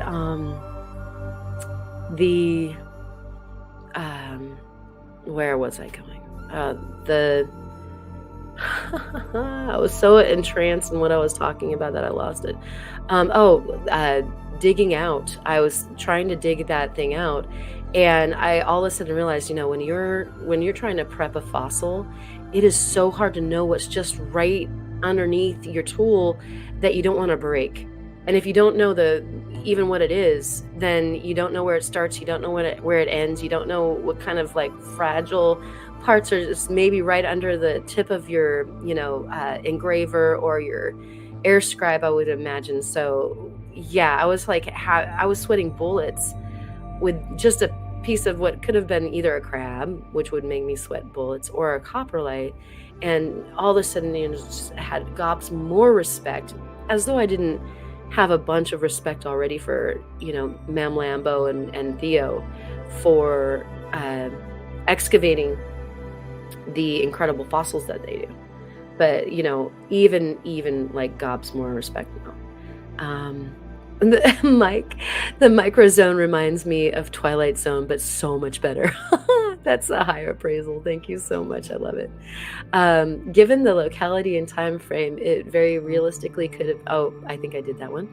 And let's see. We've got, looks like a pangolin. Yeah, right. Oh, that's great. Pangolin parts. Ozone Karen, truly love your videos, which is why we have no issues supporting you. Thank you so much. And many others, especially those who do respond to our comments. It tells me many things about a person. You know, I agree. And a lot of times, you know, it can be really hard for especially popular channels to get back to everybody. And that's another reason why I really love the lives, is that you can have in real-time interaction. Sometimes it can be really hard to get to a bunch of comments, even if you totally, truly would love to respond to every single comment. You know, I know that larger channels, not myself, but larger channels, like giving you the thumbs up is like really all that they can spare if they've got, you know, 1,000 comments on their video or what have you. I don't think it was me, but I dig it nonetheless. Okay, super Jenny, thank you so much. And another route, there is bound to be lots more in there. I'm so excited to go through this rock.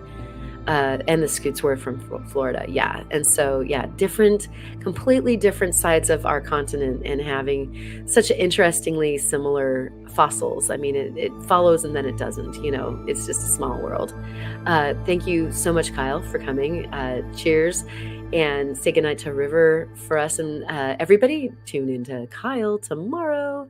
We'll have some fun shopping and getting our rock goggles on and being able to recognize so many different kinds of rocks with Kyle. It usually starts right around noon o'clock and goes clear until 6 o'clock most times, if not later. And so sometime during the day you can swoop on by, and we'll probably be there a-chatting. In and out, a lot of us. All right. Oh my gosh, and Mike bought an air scribe. That is fantastic. I'm so excited. Mike, which one did you get? So excited for you. And I always love that jasper that's in your icon there. And thanks to Brian or John, whomever suggested the air scribe for Mike. That is fantastic. I'm so excited for you. I'm just about to get mine, and so I would love to hear what you got. I did end up with something different for my studio, which when we're done looking at the fossils, we shall have a very brief look at. I'm going to zoom out, because Kyle, or rather Theo, said that we have some different things here in this plate. I'm going to fix that. We're going to bring this back into some better focus, and we can cruise a little bit around. We probably have like some kind of tooth right there. It looks like something's right there underneath. I'll get rid of the exposure box, but right there means the center. Or maybe I think I have something that I can put in there and swing it around. But it's kind of just fun to look around a little bit, I would say.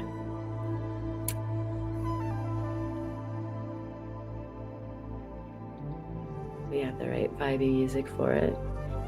And what will be fun is to bang on this a little bit and see what's inside a little bit more. There's so many different colors and textures in this, as opposed to in what I typically work on,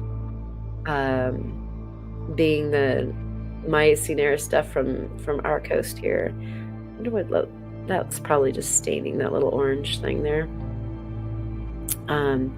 So probably just a lot of stuff right under the surface here, and I'm probably going also too fast, but this is generally what I would do. There might be like the trace of something right there. I'm gonna flip it over. Let's do the other side really quick. We've got something right there that I can do some uncovering on. It looks like a tooth. That's really interesting. Let's turn it around a little bit. We're definitely looking at something that's symmetrical. We're looking at something that's symmetrical resting in something else, it looks like. Maybe Theo wants to weigh in, but I'm going to see if I can't be exact enough. So we have a point right there, right next to the tip, a little brown point. And then we have a little point right there next to the tip, just right of it. And then we have this center line that goes down like that. So is that a tooth? Goes that way, maybe that way. And then we also have, maybe it's not that brown. I think I overshot it. Maybe that looks a little bit more symmetrical. That's right next to the tip. And then there's something like hanging out, like some big thing that's kind of that reddish thing that's underneath it. So let's see. remember what I did with Jenny. I don't remember what I did with my weekends before Kyle's now. It's funny because I would be in the studio, and I don't know if you guys all caught it, but during our the premiere of the Makers Challenge, there is a part of the challenge where I'm looking down through the microscope and you can hear Kyle's voice in the background, because usually when I'm working during the weekend, I just let that run, and I'm working in my studio a lot of times during the weekends all day. Just dependent, sometimes out and about, but because of flexible schedules, Steve and I very much like to go out and about during the weekdays, when less people are roaming around. And so I get work done on the weekends, and sure enough, Kyle and all you guys keep company during the studio hours on the weekends.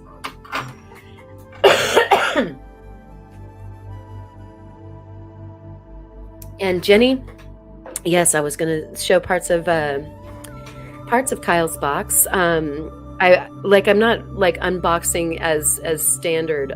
These are parts of both Theo's box, and I showed the Smoky from Kyle's box and the highlight opal from Kyle's box, and I was going to show another opal and some amethyst.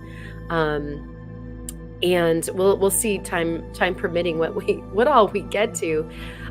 This is amazingly fun, and I always have so much more planned for the evening, and then we end up taking a really good look at some of the stuff. And so I guess this is kind of the type of thing that's better to go long and go slow than to try to rush through the material and not really get a chance to hear what people are talking about and get your input and all that kind of good stuff. So let's see, this is the one I got. I'm very happy with it. We have an abundance of fossil in Manitoba, Canada. And I think you might have tried to share a link, Mike, which we're not allowed to do unless you're a moderator on the YouTube. And so if you wouldn't mind, just tell me the name of it would probably be fine, and then we can look it up. Potentially a tooth. There's conodonts and a ton of potential shark, fish, and reptile species. It could be awesome, as well as lots of bone fragments. I've seen a lot of bone fragments for sure. And so Mike is saying, I'm working on extracting fossils from a death plate that I found. Isn't that so rewarding that you can be working on something that you found?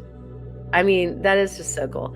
Thank you, Theo, for coming. You've got a big day tomorrow, and I really appreciate you hanging out for the fossil identification portion. We did cover that guy. And everything. This is a wonderful box, and it was such a plenitude of fun to go through, more than a few live streams worth. And so we'll share more with you guys all on some future live entertainment for sure. So everybody, night to Theo, and thanks again. And Mike is thanking us for the inspiration. Well, we thank you for hanging out for sure. Yeah, Theo's saying you will love the scribe. Yeah, Mike, you are off to the races with that whole new world. Definitely adored the scribes. Can't wait to get my hands on one as well. Yeah, of course I liked everything, and everybody loved it too. We're loving it. So how about, since Jenny did ask, let's get to the stuff from Kyle as well. We've got that highlight, which is super fun because it is so magnificently gloriously glowy. And so, okay, first of all, you can see the rainbows in the highlight, and I don't even have it in focus. So highlight opal is just gorgeous stuff. It's so neat. This one obviously having like a a mineral inclusion right through the middle. You guys got to see a little head start on this guy during this slideshow. And you can see some interesting like botryoidal kind of the way that it's set up as far as its crystalline structure goes. I just love that you're picking up like these audacious rainbows. You know, Opal doing what Opal does. It's fracturing inside. I don't believe that this contains any flash, but let me bug in on this so that we can see what a pretty job. You know, Opal bends light anyway, being that it is a mineraloid, so it's treating us to a wonderful light show. It doesn't have to be flash, and so it's just prisming that stuff so nicely. Let's get on in there. Hello. Pretty opal. And then we'll zoom back out and have a look at one of the reasons why this stuff is so abundantly cool is how crazy UV reactive it is. So let's with the light down a bit, exposure way down, so that we're just seeing the way that it's catching the light. That's kind of intriguing. And then way up so we can see the configuration. I mean, it's a mineraloid, so we're not seeing a real structure. It's just sort of botryoidal. I mean, how cool is that? Let's get closer. Has anybody come this close to a highlight opal? Might be the closest that you get for a while. This is beautiful color. And you know, the closer we get, like we're not gonna catch any structure here other than mineraloid. I think that's so fascinating. So cool. Yeah, very rainbowy. Oh hey, New Zealand Rocks Down Under has entered the chat. Good to see you. You're just in time for Opal. This is highlight Opal. And we're gonna hit it with the UV here momentarily. I'll just leave it kind of zoomed in. I think that's very pleasant. I'll just move it down a little bit, and then we'll check out the terrain. Do this.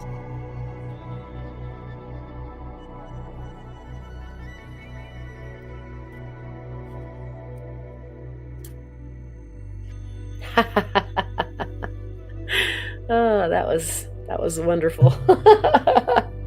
You gotta always love that when that happens. All right, let me zoom out so that you can. This has got like a really interesting variety, actually. Since we've got this hot pink, and then we also have the bright green of it. Look at that. That is just absolutely gorgeous. And if John's still here, thank you so much. And actually, what's interesting about bringing it in with the UV is that we're seeing a lot more of that mineraloid structure, like the botryoidal nature. It was kind of hard to see, you know, with it just being clear. And so we'll change the lighting like ever so subtly, hopefully, so that we can kind of see more of the details. I'm like not trying to point it at the specimen so much as pull it away so that you can see how detailed those bots are down in there. So I think we need to go closer. That is neat detail. And we'll pull it into some better focus. Whoops, going away. Let's get closer. That's wild. How wild is that? I'm gonna go ahead and get rid of our exposure box. Sorry about that, guys. These are the things that I always like to screenshot because that is so pretty.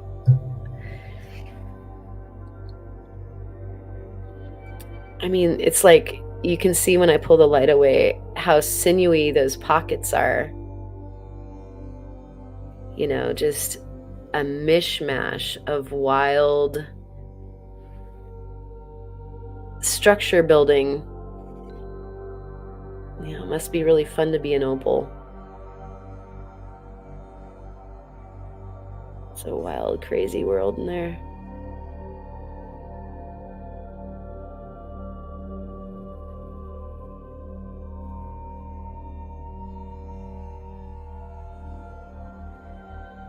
Bring that into focus a little bit better. You're seeing the front of it. See the back of that area a little bit better. That it's like hair, you know, there at the top. It's like a hairy striated configuration. That is so wild. Let's move a little bit to this side. It's so bright.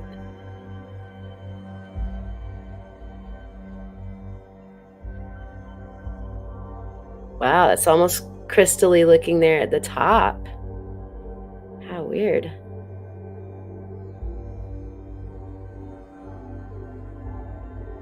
Neat.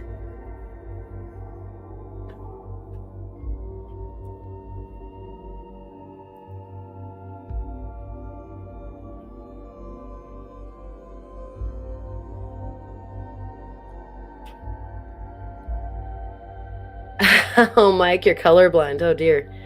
I hope that you're seeing this in some way that is somewhat valuable. Good night, Sonia. Thank you so much for joining us.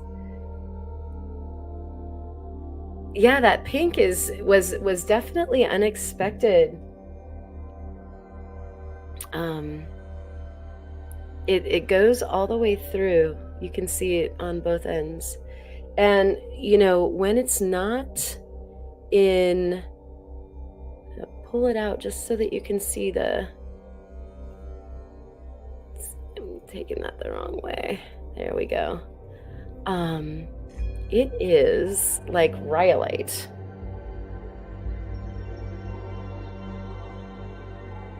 Look at that, where it hits the pink stuff. That might be worth a closer look right there. Let's go there. Let's get closer to that.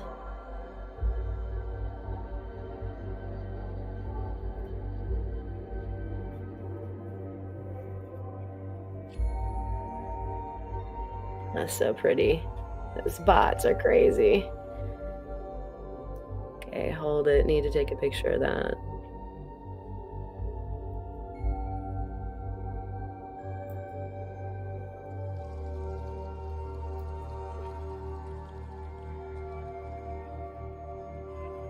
Let's see, I think I can get a little bit closer. Isn't that neat? You know, just seeing the depth of those bubbles.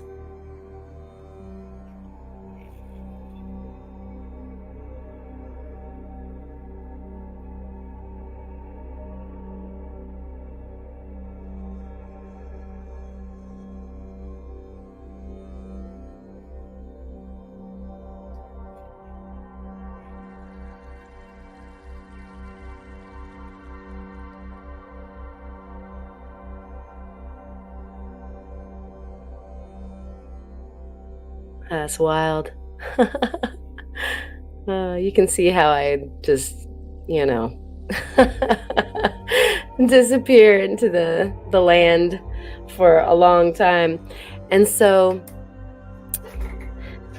that's your screens, everybody. Bringing the exposure back. I just wanted to show you what this material looked like here. Get this back into focus. Okay, so here's our highlight, the highlight, and that material that was making different colors happen. Get us back into focus again. Very rhyolite looking.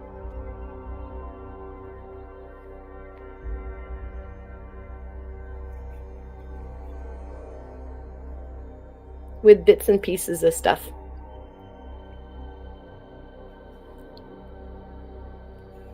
I mean, it's actually very pretty too. Cool matrix rock that I, didn't know was gonna glow so nicely. It's got a lot going on. This rock turned out to absolutely rock. And it was a gift from John, so I thank John very much, John Saucer Hunter, for that beautiful thing. And there it is. I mean, it just does, it like refuses not to sparkle. It's just like sparkling all the time. Hey, Kid Curry's in the house. Good to see you. Thanks for coming. You did make it. It's because we're going extra long. Goodness gracious. Thank you so much, Jennifer, for coming. I really, really appreciate you hanging out and sharing your whys. Like, you guessed the petrified wood specimen. That was incredibly awesome. Shared your awesomeness. I did say that I was going to share some opal, and that first opal, the highlight, was one of the favorite things, of course, that I got from the from Kyle's box. And then I got some Ethiopian opal. Like Ethiopian opal. Oh my gosh, I could say it. I can. We weren't sure if we were gonna like each other, and so I just have such a love affair with Boulder opal and of course black opal that I was really unsure if I wanted to try. Just hearing also people's horror stories with the Ethiopian. And so I decided that on one of Kyle's lives, I was going to go ahead and take the plunge and get this guy and another one. And I have plans to probably just regular cut this one. And then I'm probably going to facet the other one. Whoops. I'm trying to get this so that we can see some variety. And so this has got like tons of flash and it's fairly clear, maybe just a tad on the like opaquish, translucent side. So this one would be the one that I would choose to do a cabochon or something like that out of. Very, very excited to see if Ethiopians. Oh my gosh, I cannot. Talking isn't happening so good for me right now. If we're gonna get along or not, and then I might delve into some more, but this is going to be my little trial run. I'm going to hit, there we go, get a little exposure going there. I mean, it's really quite interesting the way that the color plays inside these opals, feeling somewhat different, closest to say a crystal opal, because of the depth of going in there. There's just color for days, and it's so vibrant that I could see becoming a fan pretty quick. So that's that side, and then we have this whole other side. Let's get that in there.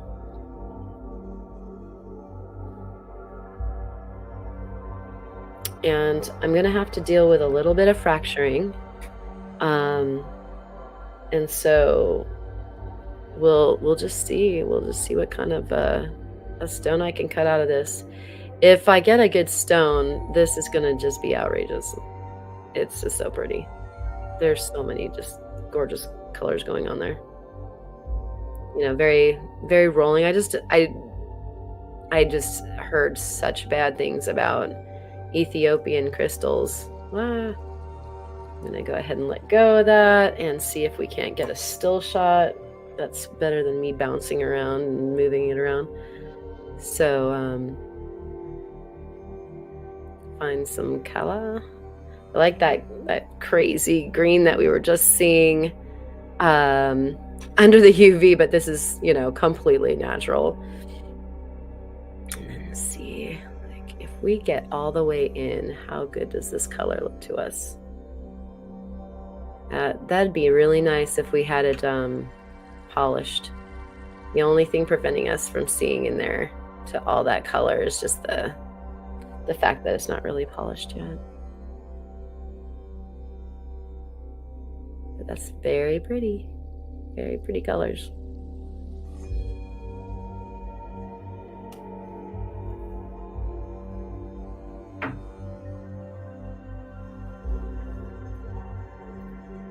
Just gotta love opal gazing. Absolutely, Tiger Eye. How much fun is it? Facet that beast. Right, Mike? I am not wording good. Yeah, it's totally having that, you know, cold on the brain sort of fevery weirdness. It's all good. Why does it feel like we're all stoned? Says Kikuri. Rocked. Yeah. We're not stoned, we're rocked. I love it. Yeah, late night in the microzone, big time. Ethiopian is just waiting for a saw edge to touch it so all the pressure inside can explode out. Yeah, I'm gonna see. I've heard such screwy things. Yeah, tension. Yeah, I mean, it totally makes sense that they do that. And so I'm ready. I'm not gonna get too attached. Hopefully. And we'll just see how it goes. Like Theo, rather cavalierly, was like, "Don't even sweat it. You're fine. It's gonna be fine." But I mean, he often is that he calls it like a shoulder devil, you know, talking you down, that, you know, you don't have the limitations you think you do. Good friend to have. And so this is the clear one, and this is the bad side. And so this is like ever so clear, and this one's ever so facetable. But like you said, Randy, you don't want to have it like explode on you. And I wanted to try to cut two stones from this, because you can see there's this like an unfortunate cleave in the middle, and there would be a part on the right side that would make a nice gem and a part on the left side that would make a nice gem. And now I'm wondering if I shouldn't just grind it. Oh, look at that. Excuse me, I'm ruining the music. My coughs. Get rid of that. That's fine. It's real nice. Okay, hold on, guys.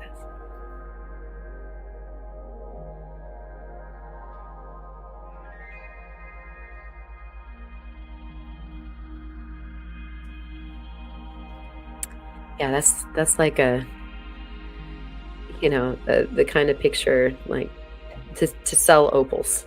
Let me move this around a little bit and see what we can get going. Claim. Right? Yeah, this one, I can't remember, like a few of us were all like, claim, but I have no idea how I was paying attention, close enough attention that I had it typed out, ready to go. Sure you guys were there. Oof, look at that red.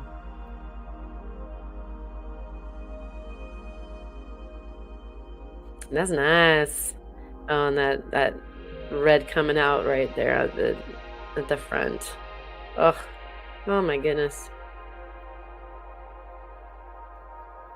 So yeah, this guy, oh my gosh, what? Wow, that just went volcanic down there. Like Aurora Borealis, like the whole stone. Just get out of here. I might have to take another picture of that. I can hold it still enough.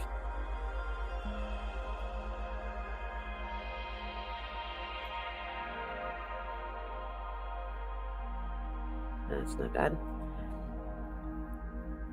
It's kind of funny how like pictures never are as good as what you see. I want to get that orange in there too. Yeah. Woof. My gosh, you're so pretty. I hope I don't do something bad to you. All right. Wow. This is gonna take one more picture, guys, because I'm just so in love with this. I might need a bunch of votes of confidence when I step up to the plate for this guy. That's so pretty. It's small, but boy, wow.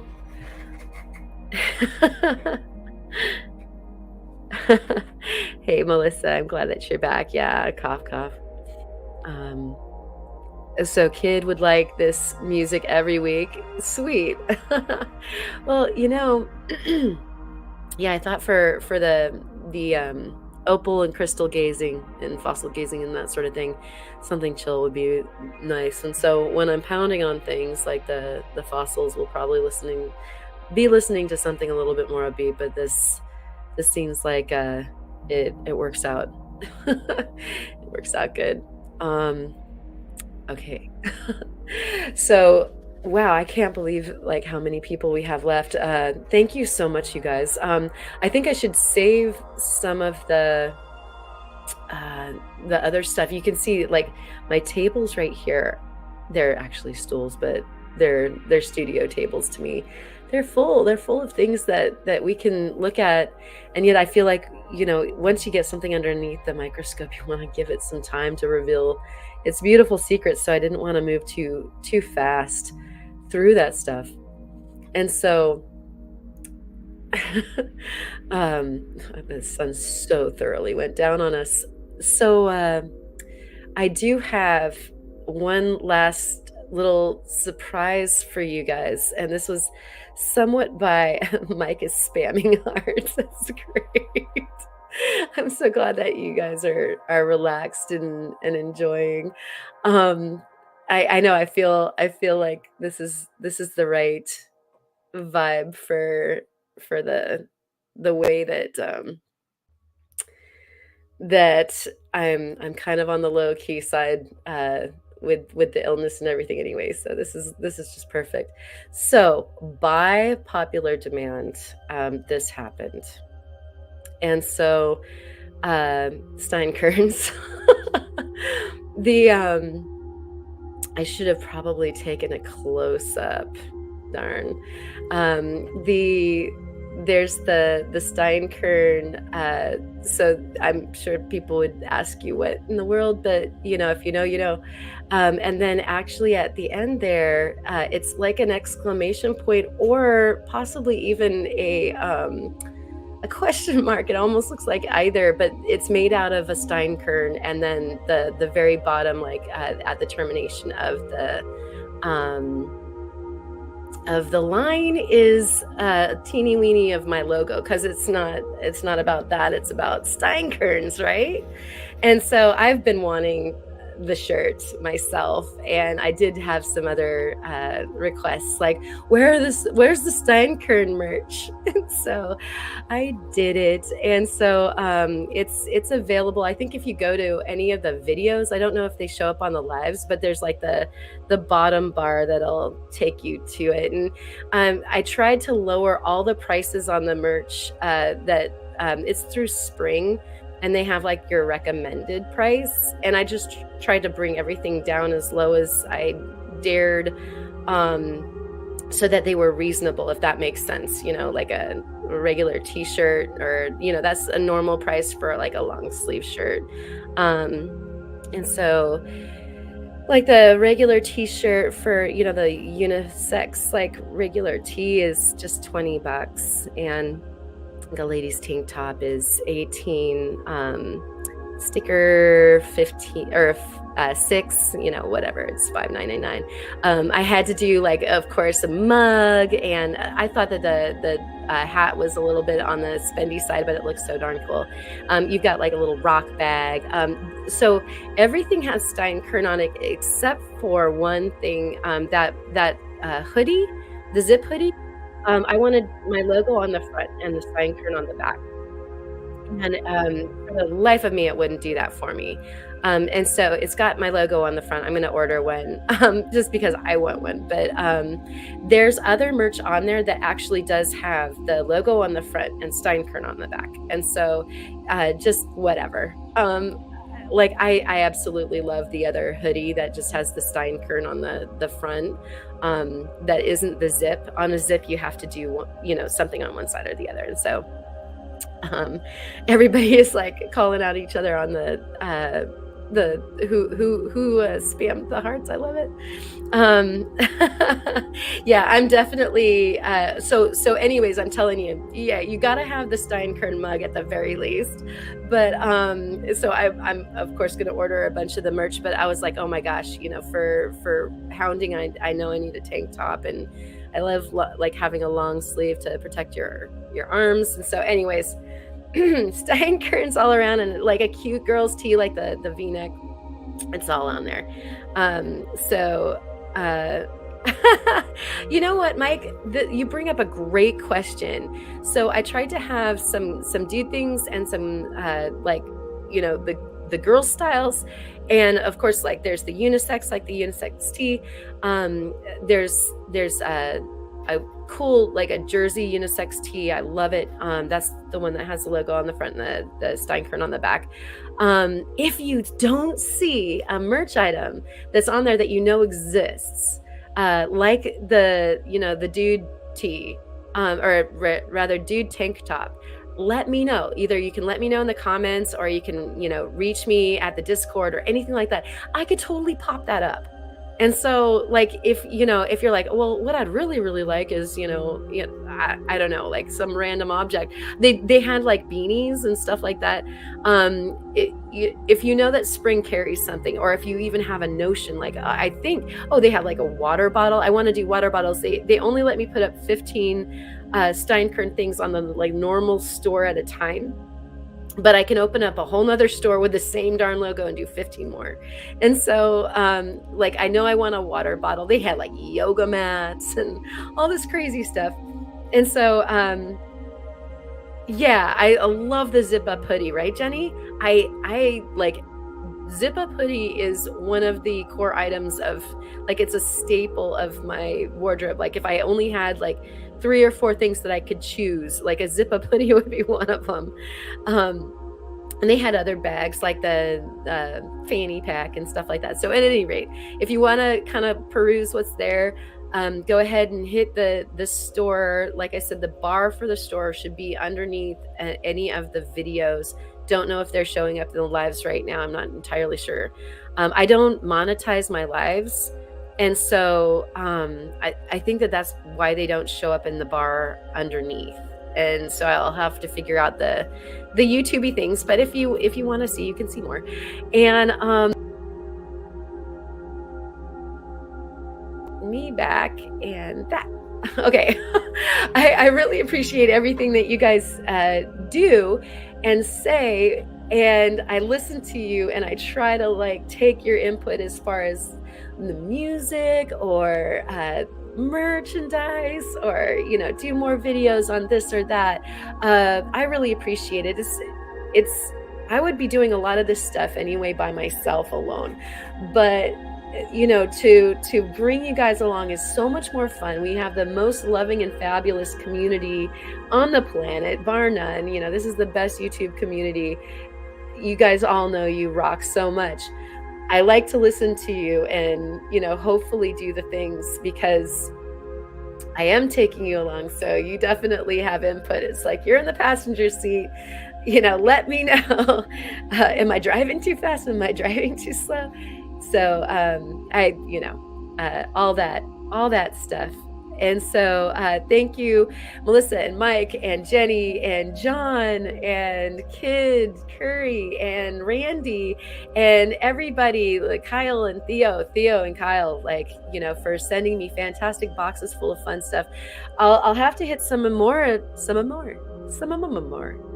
this stuff on another live, getting my voice back and feeling better. And so perhaps towards the end of the weekend or early part next week, I can go ahead and hit you with another live. That would be awesome. Oh my gosh, Mike. Thank you so much. I'm going to buy some throat lozenges with that. Thank you. I appreciate you guys so much. I love you all. And I hope that you all have pleasant dreams and a good night, good sleep. I'm going to go get some of that myself. Again, thanks for coming for the live stream. Cheers, Steinkerns. We get to Steinkern and rock it. Getting that long sleeve for sure. If you don't see colors or whatever that you would be interested in having, let me know, and I'll put that stuff up there. Again, you guys are the best. Cheers and Steinkerns. You rock. Until next time, I'll see you. Thanks for